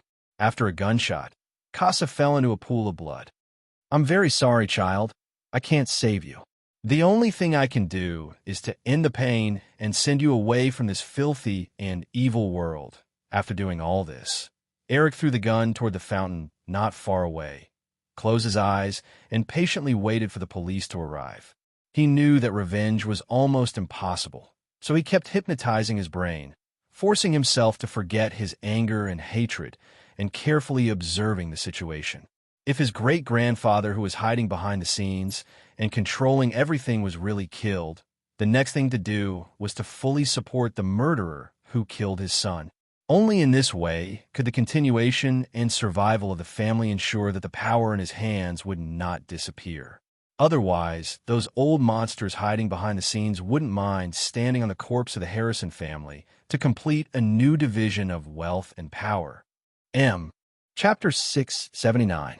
In an inconspicuous cabin deep inside the forest of Wisconsin, a man whose eyes were glittering with abnormal silver brilliance was sitting face to face with another woman who looked solemn at a table. They were savoring the hot, bitter coffee carefully. They did not speak, nor did they communicate with each other through eye contact or body language. Obviously, the former was none other than Lucas, who went to Washington not long ago for an emergency meeting. Of course, like all the old monsters who controlled the United States of America behind the scenes, Lucas was just one of the fake names used to hide his identity after faking his death. His real name was Benjamin Harrison, the 23rd President of the United States, and also the founder of the Harrison family to the top. However, a few years before he ascended to the presidency, a friend led him to gradually come into contact with the underground world. He suddenly realized that whether it was power or money, it was nothing in the face of absolute power. Many times, as long as the North American Supreme Council made a decision, everything would be lost in an instant. Even the lives of himself and his family could not be saved. As a result, driven by ambition and desire, this ambitious man began to desperately collect things related to supernatural forces, eager to find ways to gain power and prolong his life. As a result, not long after, an emissary from heaven came to him and signed an agreement to expand the influence of the church. The reward was to receive a portion of holy blood from the supreme angel before his death and gain a long lifespan of 500 to 1,000 years. Since the end of this deal, he had never met the angel again, because Lucas knew that the North American Supreme Council was the true supreme ruler of this land.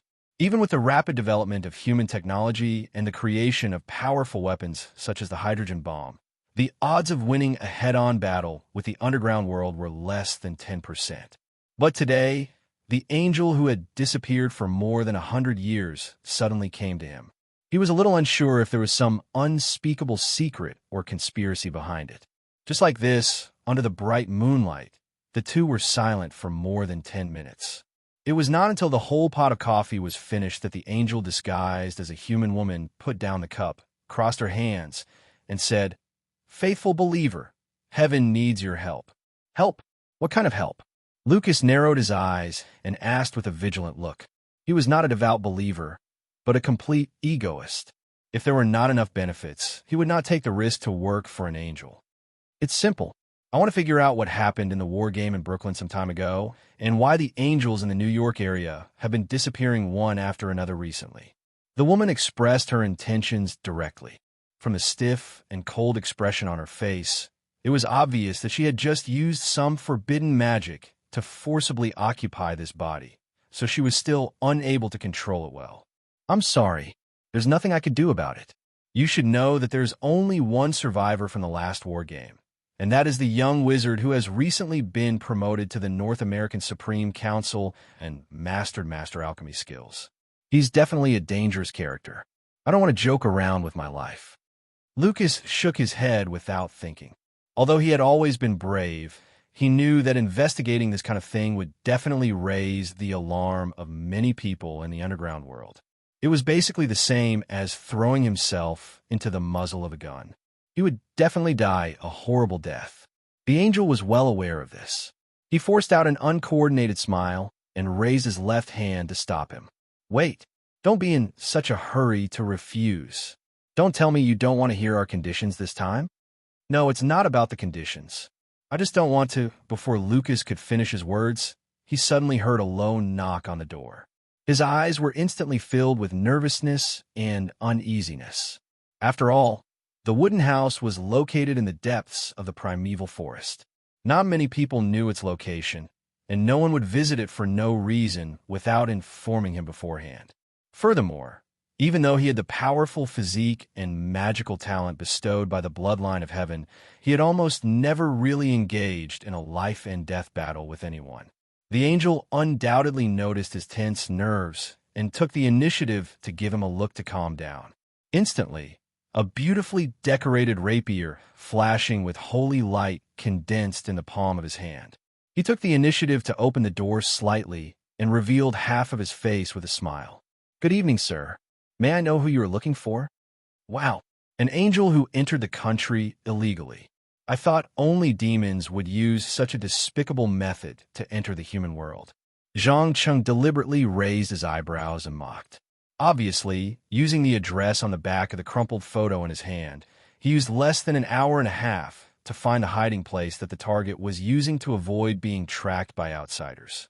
It had to be said that it was almost impossible to find a house built with wood under the cover of Wisconsin's vast forests, rivers, lakes, and swamps.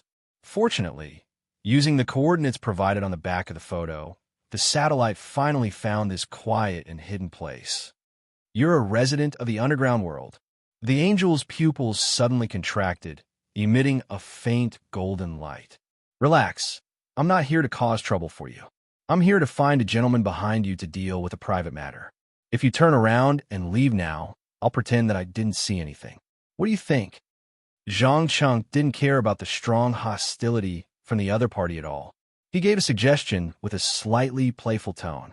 To be honest, as an outsider, he didn't have much hatred for the forces of heaven and hell. He only found this balance and scheming situation very interesting. Private matter?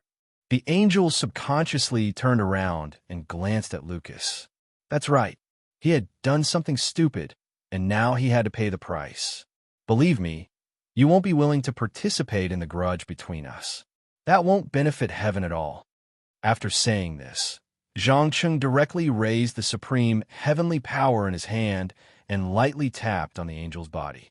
Instantly, the angel's consciousness was temporarily expelled from her body, and the possessed woman instantly fell into a deep coma and fell to the ground with a thump. Zhang Cheng ignored the woman on the ground and directly pushed open the door and walked into the wooden house. He curled the corner of his mouth and said to the old man sitting on the chair, "Hello, little mouse hiding here and there. I've finally caught you. Tell me, do you want me to call you Benjamin Harrison, or your current name? Lucas?" You are. Lucas obviously recognized the identity of the intruder, and his face instantly turned ugly. One of his hands subconsciously grabbed the antique hunting rifle placed on the shelf next to him. Chapter 680. The silver barrel was engraved with ancient and mysterious magical runes, and the barrel was made of oak that was more than 100 years old. Even the bullets in the barrel were emitting the divine power of heaven. It was obvious that this was a demon-hunting weapon made by the best craftsmen hundreds of years ago. It could definitely unleash 200% of its power, especially when used against wizards, witches, vampires, and other targets with powerful magical powers. An antique like this would be a priceless treasure even 200 years ago, not to mention today's increasingly advanced technology. Admiring the exquisite workmanship and constant magical powers of the gun, Zhang Cheng couldn't help but praise. "It's a great weapon. You must have put in a lot of effort to get it back then. But I sincerely suggest that you put it down, because this weapon can't hurt me. Once the trigger is pulled, your ending will be 10,000 times worse than death." "Mr. Councilman, I swear, I didn't reach any agreement with that angel just now. I didn't violate the laws of the Supreme Council, and I didn't join the forces of heaven," Lucas explained with a trembling voice. Without a doubt, he obviously misunderstood something and thought that his deal with the angel led to the punishment of the Supreme Council. "Ha ha, you still don't understand why I'm here, do you?" Zhang Cheng laughed as he closed the door of the wooden house and walked to the table and sat down. "I just said that I'm here for some personal matters. Do you know? Not long ago, I went to visit Eric Harrison. In order to find out where you're hiding, I had no choice but to kill all his bodyguards and servants. I also tortured his son, who was sent by you to seduce Elizabeth, until he broke down and went crazy. Now, please guess what the purpose of my trip is. You're taking revenge on me for testing you." Lucas wasn't a fool, and he immediately realized what mistake he had made. He always thought that such a small action would only be to get rid of a few people who came in contact with him, and there was no need to make a big fuss.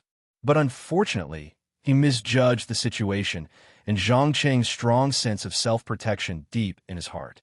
Anyone who tried to dig out the weakness in his heart would be met with the craziest and most terrifying revenge. "That's right. Seems like you're very smart. But why did you make such a stupid decision? Didn't you hear what I did in New York? Or do you think that you're stronger than all the vampire families in New York combined? I'm curious. What gave you the courage to go against me? What made you think that I would still let you live in this world after the incident?" Zhang Cheng tapped the table with his fingers, and a sharp gaze shot out from his eyes.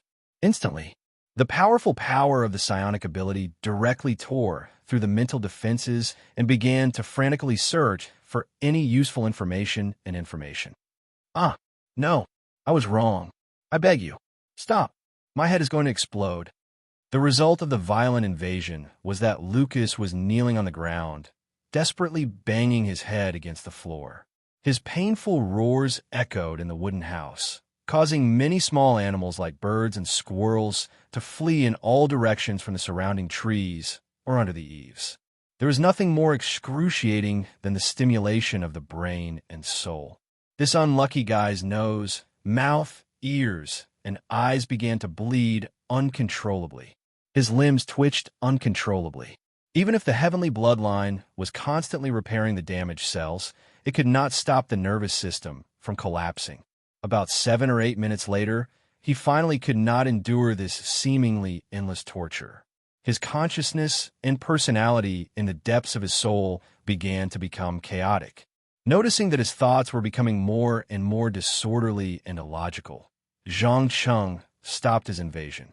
He directly broke Lucas's arms and legs and tied him to the top of the flagpole outside the wooden house. Because America was a country that liked to hang flags everywhere when they had nothing to do, from the American flag to the flags of various states, cities, schools, and so on, there was almost everything. So many houses had flagpoles outside their doors. After securing the captive, Zhang Cheng took out a pen and paper, wrote down an address on it, and used magic to stick it to the top of Lucas's head. He then picked up the phone that had fallen on the ground, which originally belonged to Lucas. He called each of the contacts he found, but did not say anything. After doing all this, he directly cast a teleportation spell and disappeared on the spot. After another 10 minutes or so, the expelled angel once again took over the body of the woman in the house. She rushed out and stared dumbfoundedly at Lucas, who had completely gone mad. In the end, she did nothing and followed him out of this dangerous place. Less than 20 minutes after she left, several helicopters descended from the sky and surrounded the wooden house at an extremely fast speed.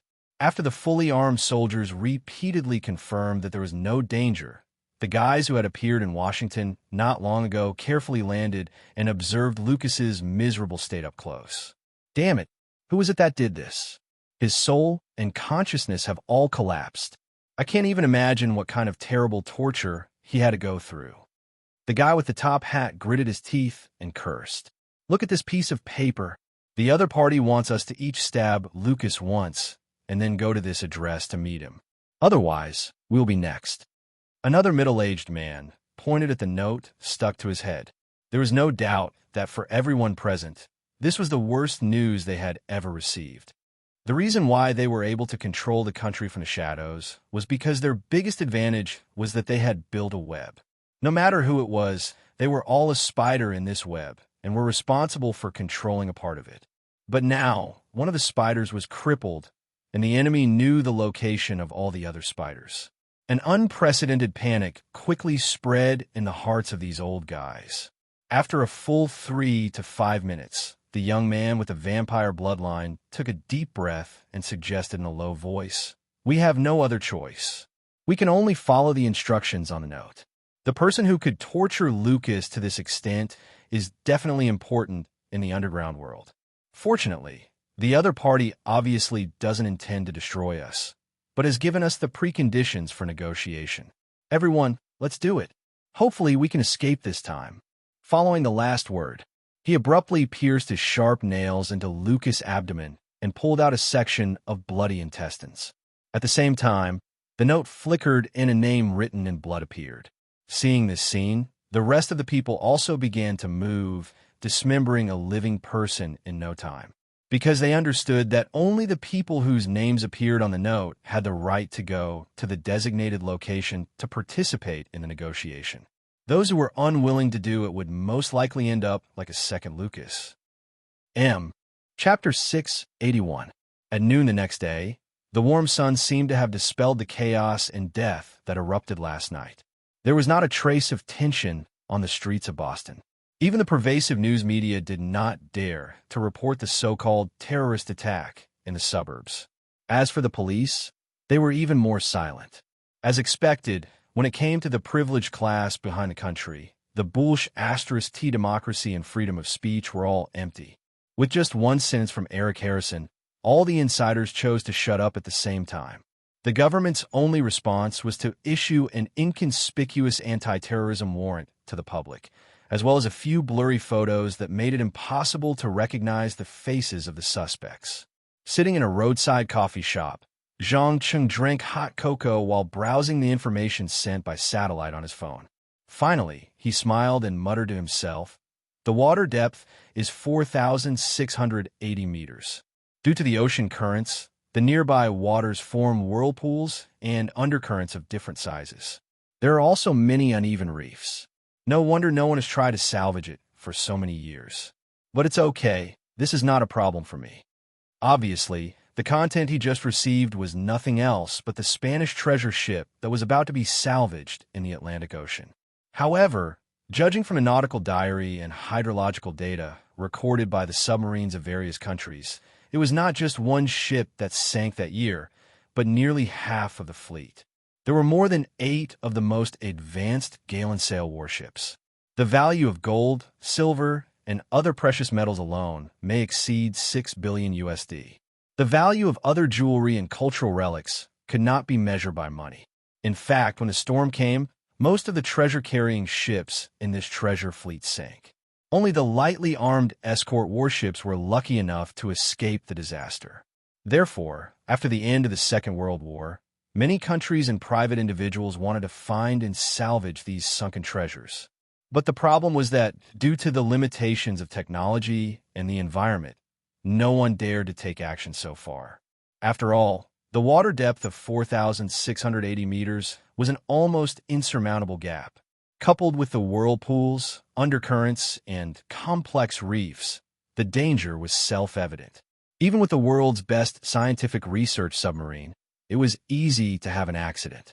The limitations of science and technology were vividly reflected in the unfathomable ocean, but if magic was added into the mix, it would be a different story. Just as Zhang Cheng was silently thinking about how to find the legendary golden mural, a man in a suit and black sunglasses walked in from the door. However, unlike the other customers, he did not sit down and order a cup of hot coffee or hot cocoa to savor.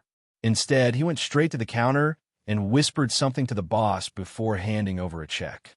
The latter was obviously taken aback by this sudden move, but when he saw the number on the check, he was immediately surprised and couldn't close his mouth. After whispering to each other for 7 to 8 minutes, they finally signed their names on 2 copies of the contract. After that, the owner of the cafe announced loudly to everyone that the cafe belonged to the middle-aged man with sunglasses. He took the check and drove away in a car parked at the entrance. From the happy smile on his face, it was not difficult to see that he was very satisfied with the amount on the check.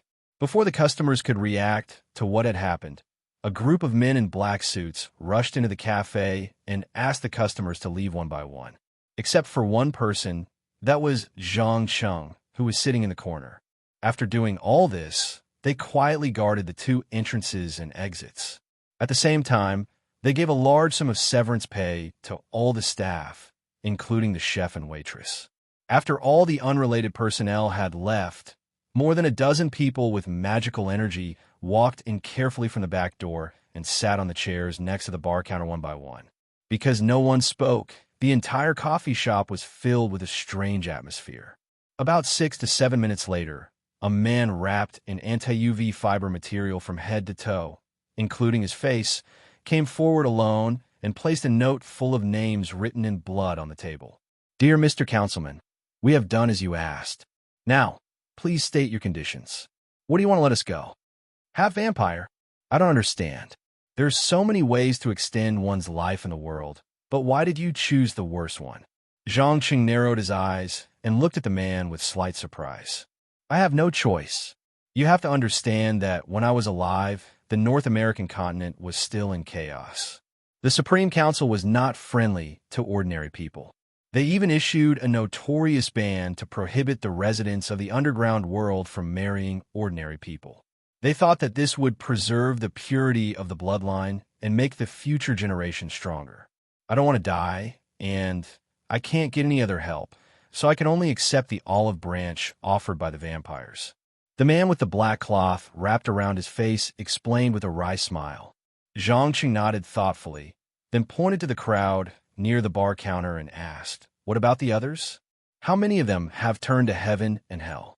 How many of them have colluded with some forces of the underground world?" "No, Your Excellency, we have not turned to anyone. Our relationship with heaven and hell is limited to the exchange of interests. We are not like those stupid believers who are willing to give up everything. To put it simply, we are independent. Everything we do is for ourselves." "That's right. If we really turn to heaven and hell, do you think North America will still be as peaceful as it is now? Please believe that we have no malice toward the Supreme Council. Some of our private actions are just for self-protection. We have never touched on any sensitive areas." For a while, many people turn around to defend themselves, and some try to gain sympathy by acting pitiful. Enjoying the farce in front of him, Zhang Cheng could not help but curl the corners of his mouth slightly. He said in a mocking tone, "Do you think I am here to cause trouble on behalf of the Supreme Council? No, idiots. I am here to discuss cooperation with you. Because unlike those old antiques in the Parliament who have lived for decades, or even hundreds of years, I'm a young man who keeps pace with the times and understands the potential of technology.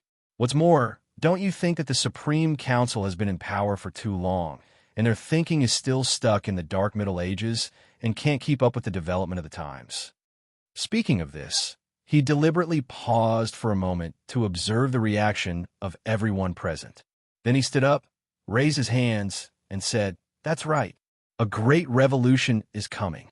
Be it the residents of the underground world or the people of the ordinary world, they're all going to face an unprecedented crisis. But it is also an opportunity. Now tell me, are you willing to continue to hide in the dark and live like rats? Or are you willing to cooperate with me to start a revolution and control the supreme power? Come, wonderful book house. Come. Chapter 682. Revolution. Everyone in the cafeteria was stunned by the words that had just been said. They couldn't help but be stunned. After all, Zhang Cheng's identity in the underground world had never been a secret. Anyone with the slightest bit of information would be able to find out everything about him. As a member of the North American Supreme Council and a master alchemist respected by the entire underground world, he was the beneficiary of the current ruling structure and was an out-and-out member of the top privileged class. And if nothing went wrong, he was likely to become the next speaker of the Supreme Council. It was like in the Middle Ages. A crown prince who was about to inherit the country suddenly said to a group of capitalists who were hiding in the dark and desperately accumulating strength, "Guys, let's unite and overthrow this decadent and backward country." Whether it was a relationship of vested interests or logic, it didn't make sense at all. In short, this approach was the same as the aristocrats deciding to overthrow the feudal system or the capitalists deciding to overthrow capitalism. They had to bear unimaginable huge risks without getting any decent benefits. Hee, why are you so surprised? Zhang Cheng was undoubtedly very satisfied with the other party's reaction. He explained with a smile, "I believe you all have heard that there is a rumor in the underground world, that is, a cycle that occurs once every 1,000 years. But you definitely don't know what kind of secrets are hidden behind this cycle, right? Are you willing to tell us?" The guy with the black cloth over his face took off the magic mirror, and a strong curiosity flashed in his scarlet pupils. Zhang Cheng nodded without hesitation. "Of course, take it as a show of sincerity.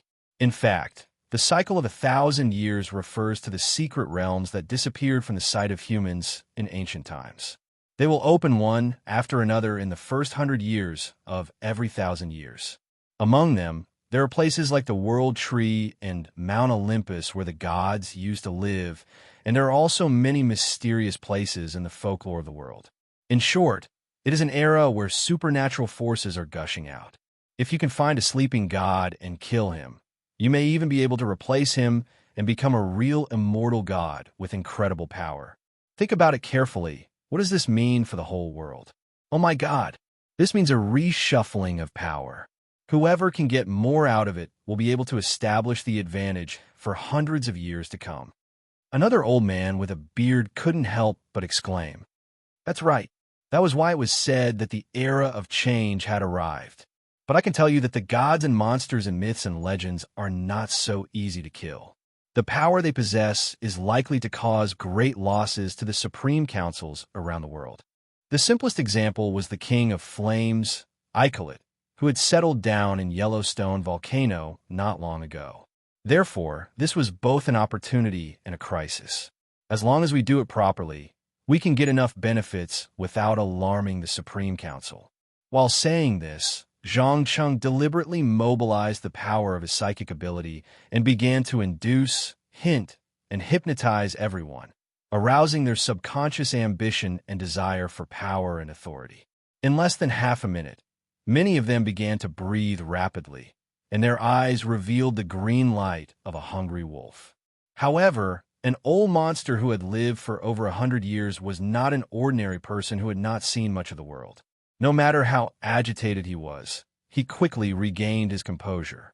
The half-vampire took a deep breath, raised his head, and asked in an uncertain tone, "Why us? In other words, what can we get, and what do we have to pay?" As I mentioned just now, I'm a young man who keeps pace with the times. I understand the potential of technology, especially the power of nuclear weapons. So, I think that the resources in your hands can provide great help to my plan. As for the benefits, I can provide you with 2 magic potions. One is a life-prolonging potion, which can extend your lifespan by at least 10 to 20 years without any side effects. It can also be taken repeatedly. The other is an evolutionary potion, which can allow ordinary people to obtain physical fitness and magic talent that is not inferior to the underground world's residents. In addition, I can also provide a complete set of magic knowledge and training system. I believe that with these, you can build an army that can resist the attack of the Supreme Council. Most importantly, no matter what valuable things we find, they will be divided into 3 parts. I will take 2/3, and you will get the remaining 1/3. If the Supreme Council's rule is overthrown one day, I'm willing to form a new ruling body with you to share power. How about it? My conditions are very generous, aren't they? After saying that, Zhang Cheng stood where he was, patiently waiting for the other party to give him a reply. In fact, he wasn't worried about being rejected at all. The reason was very simple. No matter what choice these people made, it wouldn't be worse than hiding like rats in the sewers. After all, it wasn't that the Supreme Council didn't know about their existence, but that they hadn't made the counselors feel threatened yet. Once they did, the council would never let anyone go. In Europe, which was more ancient, there would be a similar purge every 500 years or so on average. However, most of the time, these threats would come from the churches that belonged to the forces of heaven or the believers of demons. However, it was a little special in the New World, where the resistance actually came from the rulers of the world of ordinary people.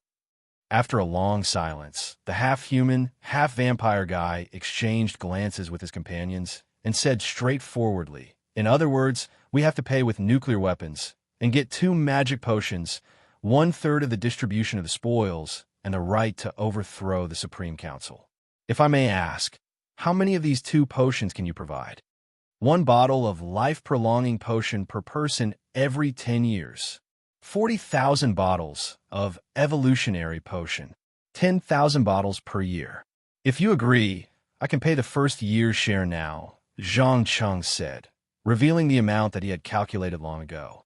There is no doubt that 40,000 soldiers who had taken the evolutionary potion was a huge number, enough to deal with all kinds of bad situations, and even fight a head-on war with the lords of the underground world. Obviously, he was using the hidden desires in the hearts of these guys to achieve his own ulterior motives. When the time was right, he would betray them without hesitation and use them to divert the attention of the Supreme Council. Since the moment he decided to hunt down the ancient gods who had fallen into a deep sleep, he was destined to be the enemy of the entire world. By then, no one would be his ally, and only by using all the people he could use as pawns would he be able to win the final victory in this dangerous game. We agree. However, the issue of nuclear weapons is a little troublesome. We need some time to operate. No problem. I'll give you 3 months. Also, you don't have to ship the goods to America. I can pick them up from any corner of the world. Chapter 683. Just as many excellent strategists had repeatedly emphasized, in order to form an alliance that was not so easily torn apart, there were only 2 points that had to be grasped. One was that there must be common interests, and the other was that there must be a common enemy. If both were grasped, then no matter how the enemy tried to destroy it, the 2 parties who signed the agreement would not easily betray each other. But if both points could not be grasped, grasping one of them could also ensure that the allies would not easily betray each other. Obviously, Zhang Cheng and the ruling class of the United States, who had been under the shadow of the Supreme Council for a long time, not only had a common enemy, but they also had common interests. This also meant that unless they encountered a destructive blow from an overwhelming force, there was no need to worry about the problem of betrayal at all. Of course, it was another matter if he took the initiative to betray them. At least for now, both parties had shown considerable sincerity. When the originally tense atmosphere completely disappeared, Igor Hamilton, who was half vampire and half human, said in a slightly curious tone, "Your Excellency, I have a question that I haven't been able to figure out, and I hope to get an answer from you." "Oh, what is it?" Zhang Cheng picked up the cup of hot cocoa and took a small sip, raised his head, and blinked. Needless to say, the name Igor was definitely a fake name, but the surname suffix was most likely real. In fact, for these old monsters who had lived for 100 or 200 years, their original names had long been nothing more than symbols, and they would change on average every few decades. So, they had long been used to using their current names, and not the original names that had left a deep mark in modern history. It's about Lucas. I still don't understand. Why did you kill him? Is it to control the Harrison family? When Igor said this, everyone around pricked up their ears, and their eyes revealed doubts and vigilance.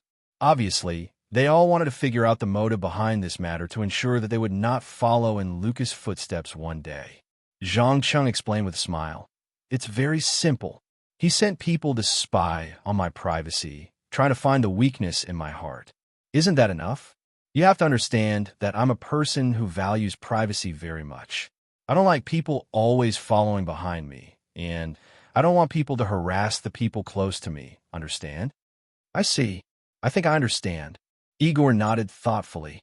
At the same time, he used a very obscure look to look at the other people. As an insider, he naturally knew what Lucas had done. He quickly labeled Elizabeth, who was still in New York, as a high-risk person and prepared to secretly designate a few reserve plans to take advantage of this. If that's the case, then the Harrison family will have to listen to your orders from now on, a man wearing glasses asked cautiously. That's right. As long as Eric wasn't stupid enough to think he could get rid of me or try to kill me.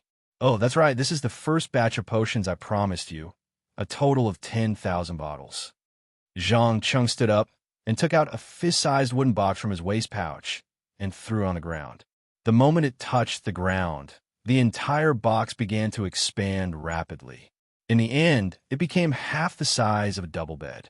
After opening it, it was filled with Evolution Potion 6.0 that had been modified from the original base. Every bottle emitted a strong energy wave. Igor was the first to rush up and pick up a bottle to examine it carefully. Although he only knew a little about alchemy, he could clearly feel the magical energy contained within the potion itself. There was no doubt that according to the standards of the underground world, every bottle of these 10,000 bottles of potions was a high-grade magic potion. Its value could not be measured by money. As you can see, this is the evolution potion I promised. Even if a normal person drinks it, they will obtain a strong physique and the talent to learn magic. Apart from that, I have also prepared a few training manuals. You can follow the descriptions in the manuals and train your subordinates into warriors, assassins, and spellcasters. Remember, all of this is not free. You have to provide me with sufficient nuclear warheads or information that interests me. All right, today's conversation ends here. We will have plenty of time to slowly understand each other in the future. As the last word was spoken, Zhang Cheng lightly snapped his fingers, and his entire person instantly disappeared into thin air in front of countless pairs of eyes. Not even a trace was left behind. Just this miraculous teleportation spell alone was enough to make everyone present look incredulous. Teleportation magic was not considered rare in the underground world, and anyone who graduated from the Magus Academy could do it. However, there were only a few people in the world who could do it without the need for materials, incantations, and casting actions. Just as everyone was still in shock, Igor suddenly slammed the table and reprimanded loudly. Calm down. Don't be scared out of your wits. Don't forget, he is now our ally. Isn't having such an ally something to be happy about? Moreover, the most important thing now is to test the effects of the evolution potion. If it is as good as it is said to be, we will have to start thinking about how to satisfy this lord's appetite. What you say makes sense. Richard, come in. Another old man with white hair waved at the door. About 2 to 3 seconds later, a rather well-built white bodyguard pushed open the door and walked in. He bowed respectfully. Boss, you call for me? Yes. Come, drink this bottle of potion. I want to see how much it can strengthen you. The old man did not waste any time and directly took out a bottle and handed it over. Strengthening potion? The bodyguard held it in his hand with a dumbfounded expression, his eyes flickering with uncertainty. He was not an idiot, and knew some of the secrets hidden behind this world. He was a little unsure if he was being used as a lab rat or if it could really strengthen his body. However, the choice was not in his hands. After hesitating for a moment, he opened the bottle cork and raised his head to drink everything in one breath. The next second, thump, thump, thump. His heart suddenly began to beat violently. In the blink of an eye, the muscles on his body began to expand rapidly. His height also increased from about 1.8 meters to 2.1 meters. Regardless of whether it was his shoes, socks, shirt, coat, or belt, they all broke and tore under the force of the expansion of his muscles. Fortunately, the whole process happened very quickly. Before the others could react, the bodyguard had completed his evolution. Just from the appearance alone, the direction of his evolution was undoubtedly the body. "How do you feel?" Igor asked with his eyes shining. "Ugh, I feel a powerful force and an unbearable hunger. F*CK. I want to eat. I'm so hungry." Richard rushed into the cafe's kitchen as if he had gone mad. He grabbed the most energetic desserts and meat and stuffed them into his mouth. Even a heavy cold storage door was pulled down by his hand and thrown to the side. "Oh my God, he's as strong as a little giant. Unbelievable. This is simply unbelievable. I need 1,000 bottles. I need 1,000 too. Damn it. There are more than 10 of us. It's impossible to get 1,000 bottles." Calm. Wonderful Book House. Chapter 684. On the top floor of a luxury apartment in downtown Boston, Eric Harrison, who had not closed his eyes all night, was sitting on the sofa. His eyes were bloodshot, and his face revealed undisguised anxiety and uneasiness. His wife, eldest son, and 2 daughters were sitting in chairs not far away, crying and shedding tears. Obviously, this man, who hid a huge secret in his heart, did not tell his family the truth. Instead, he pushed the blame to the non-existent terrorists. The terrible scars on the body of his youngest son, Casa, were also described as being cruelly tortured and abused by terrorists. After all, the less people who knew about such a crisis that could lead to the destruction of the entire family at any time, the better. The less people knew, the safer. Unfortunately, Eric underestimated his eldest son, Jervis's desire to avenge his younger brother. Before he could react to what had happened, a group of heavily armed mercenaries rushed in from the outside. The leader of the group had a bald head and looked to be in his 40s. Although his physique wasn't very strong, he gave off a vibe. He didn't seem to like talking nonsense at all. He asked straightforwardly, "Who's the employer?" "I am."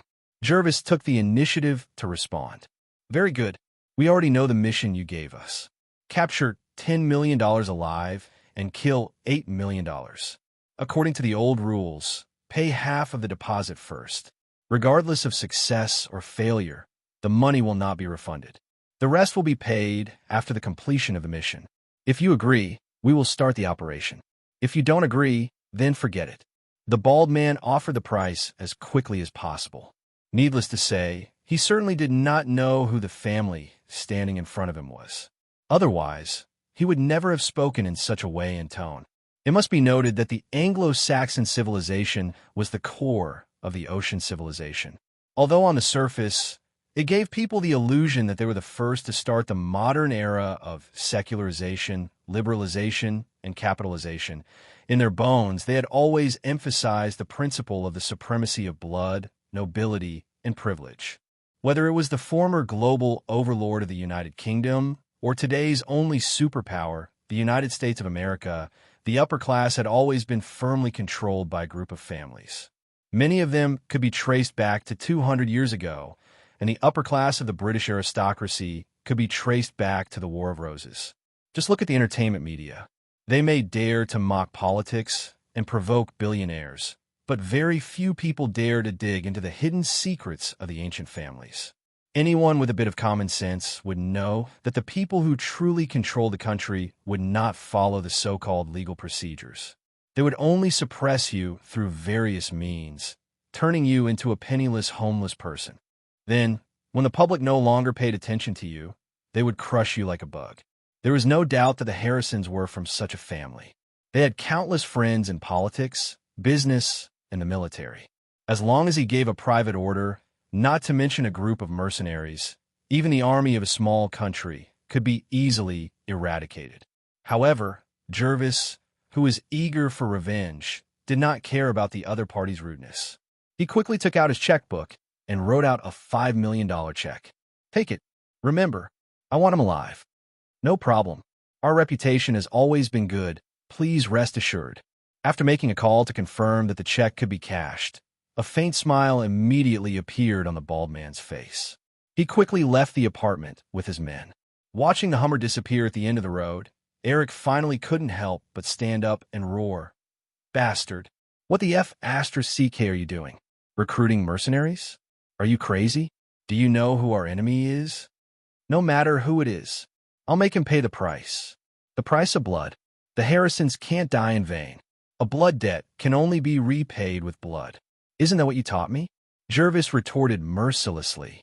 Ever since he took the plane this morning, he had always felt that something was wrong with his father. He seemed to be much weaker than usual, so he had been holding back his anger. Now that he was provoked, he immediately vented it all out. "F***ck. You don't understand what happened. This is not something you can interfere in. I've already lost a son, and I don't want to lose a second one." Under the heavy pressure, Eric's mental state collapsed a little, and he kept walking around the living room. Just as he opened his mouth several times and was about to tell his son the truth, the closed door suddenly made a crisp click, and then a young man with an Eastern appearance walked in from outside. The most interesting thing was that the two security guards guarding the door didn't seem to see anything. They didn't stop him, nor did they notify him. They just let a stranger enter the room. "Good afternoon. I'm very presumptuous to disturb you at this time, but I have something very important to talk to Mr. Eric alone." Zhang Cheng put one hand on his chest and bowed slightly, pretending to be polite. It had to be said that this was simply the opposite of the last time he directly ordered the combat team to raid the villa. "Follow me. Let's go to the study inside."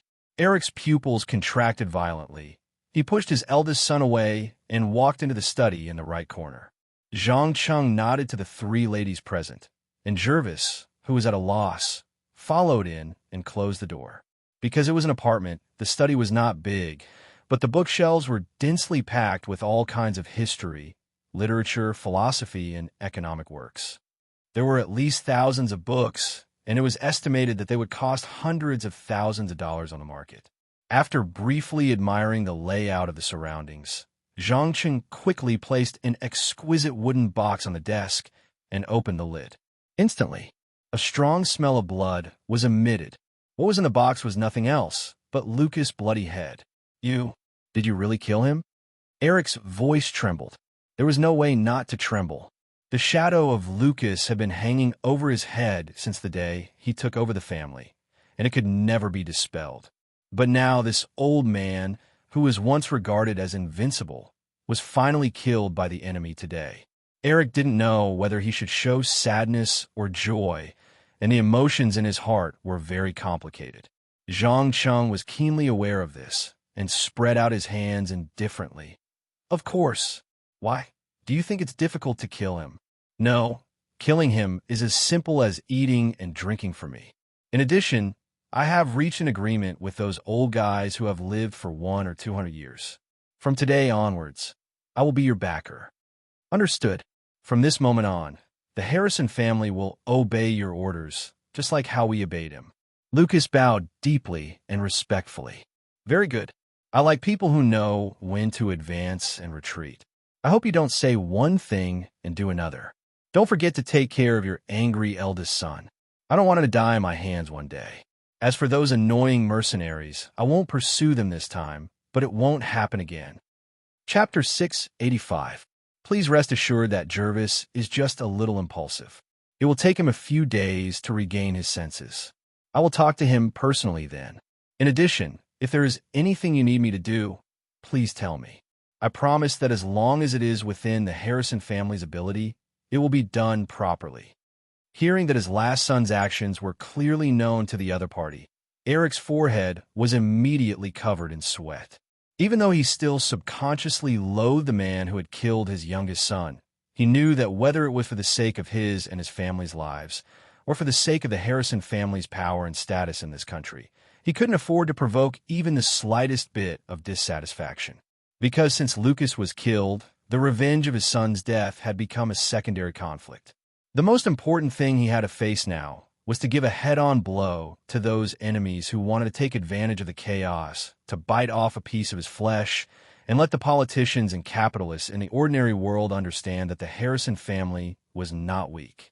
Appreciating the pain and hatred that flashed in the other party's eyes, Zhang Cheng slightly raised the corners of his mouth, took out a small wooden box from his pocket, opened it, and handed it to the other party.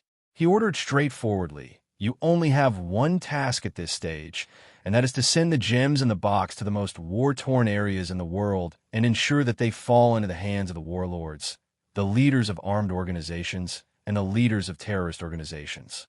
This is a black diamond. Eric picked up one of the pieces, and an unconcealable horror appeared on his face. Although the Harrison family was considered one of the top wealthy families in the world and controlled countless wealth directly and indirectly, they had never seen such a pure, large number of primitive black diamonds. The smallest piece was the size of 25 cents.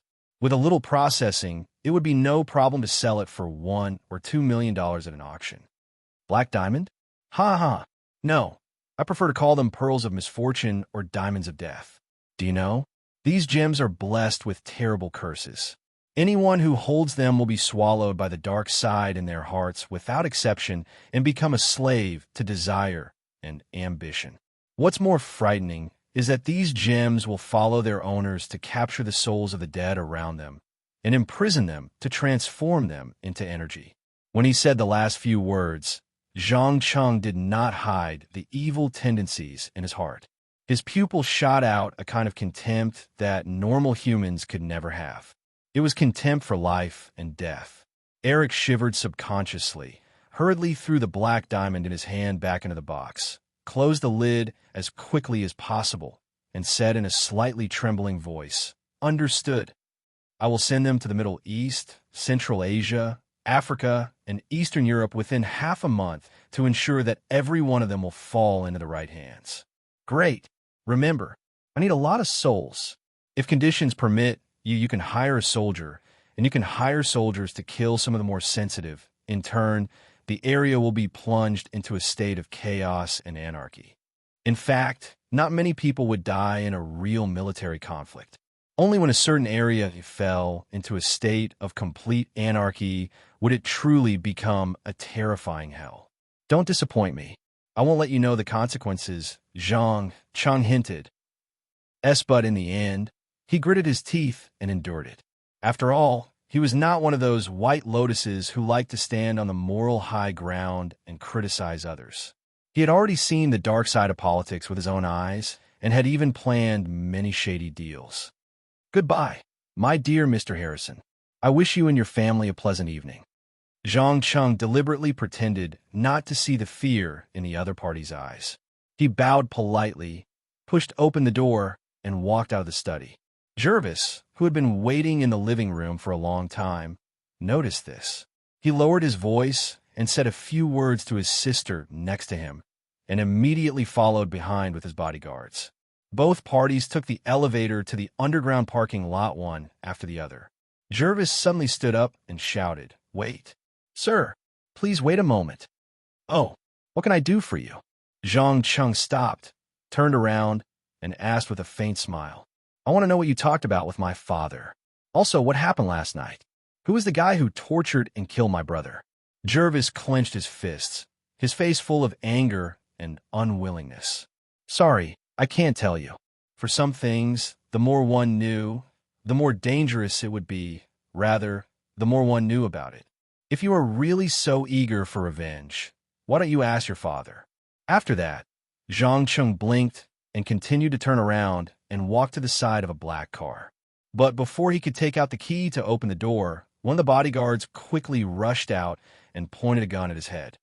"Hey, man, I suggest you answer the question honestly and don't try to play tricks." "Haha, is this how you ask questions?" Zhang Cheng turned around indifferently and teased with a smile. Jervis apparently did not notice the playfulness in the other party's tone and explained with a serious face, "It's a pity to talk in this way. But I swear, as long as you tell the truth, you will get the corresponding compensation, at least 6 figures." 6 figures? Wow, that sounds like a lot of money, doesn't it?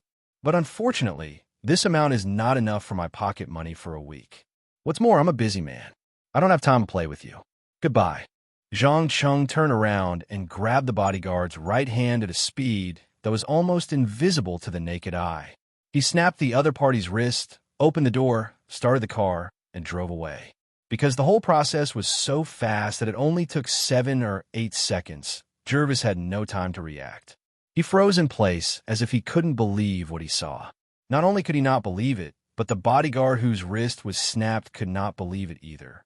It was not until the car disappeared from sight that the nerves in his brain felt severe pain. At the same time, Zhang Cheng, who was driving southwest along the main road of Boston, had already dialed the satellite phone in his hand and directly issued an order to the secret base in the South Pacific to eliminate the mercenaries who were tracking his tracks. Leonid did not say anything and directly sent out an elite team of 20 people and 2 Quinjet fighters. About a few hours later, when the sun was about to set, the two sides finally collided on an intercontinental highway on the outskirts of Boston. For a while, bullets, missiles, artillery shells, and machine guns flew everywhere, and yellow eggshells covered the entire road. Those who knew that 2 mercenaries belonging to different forces were exchanging fire. Those who did not know would think that World War III had broken out in the United States.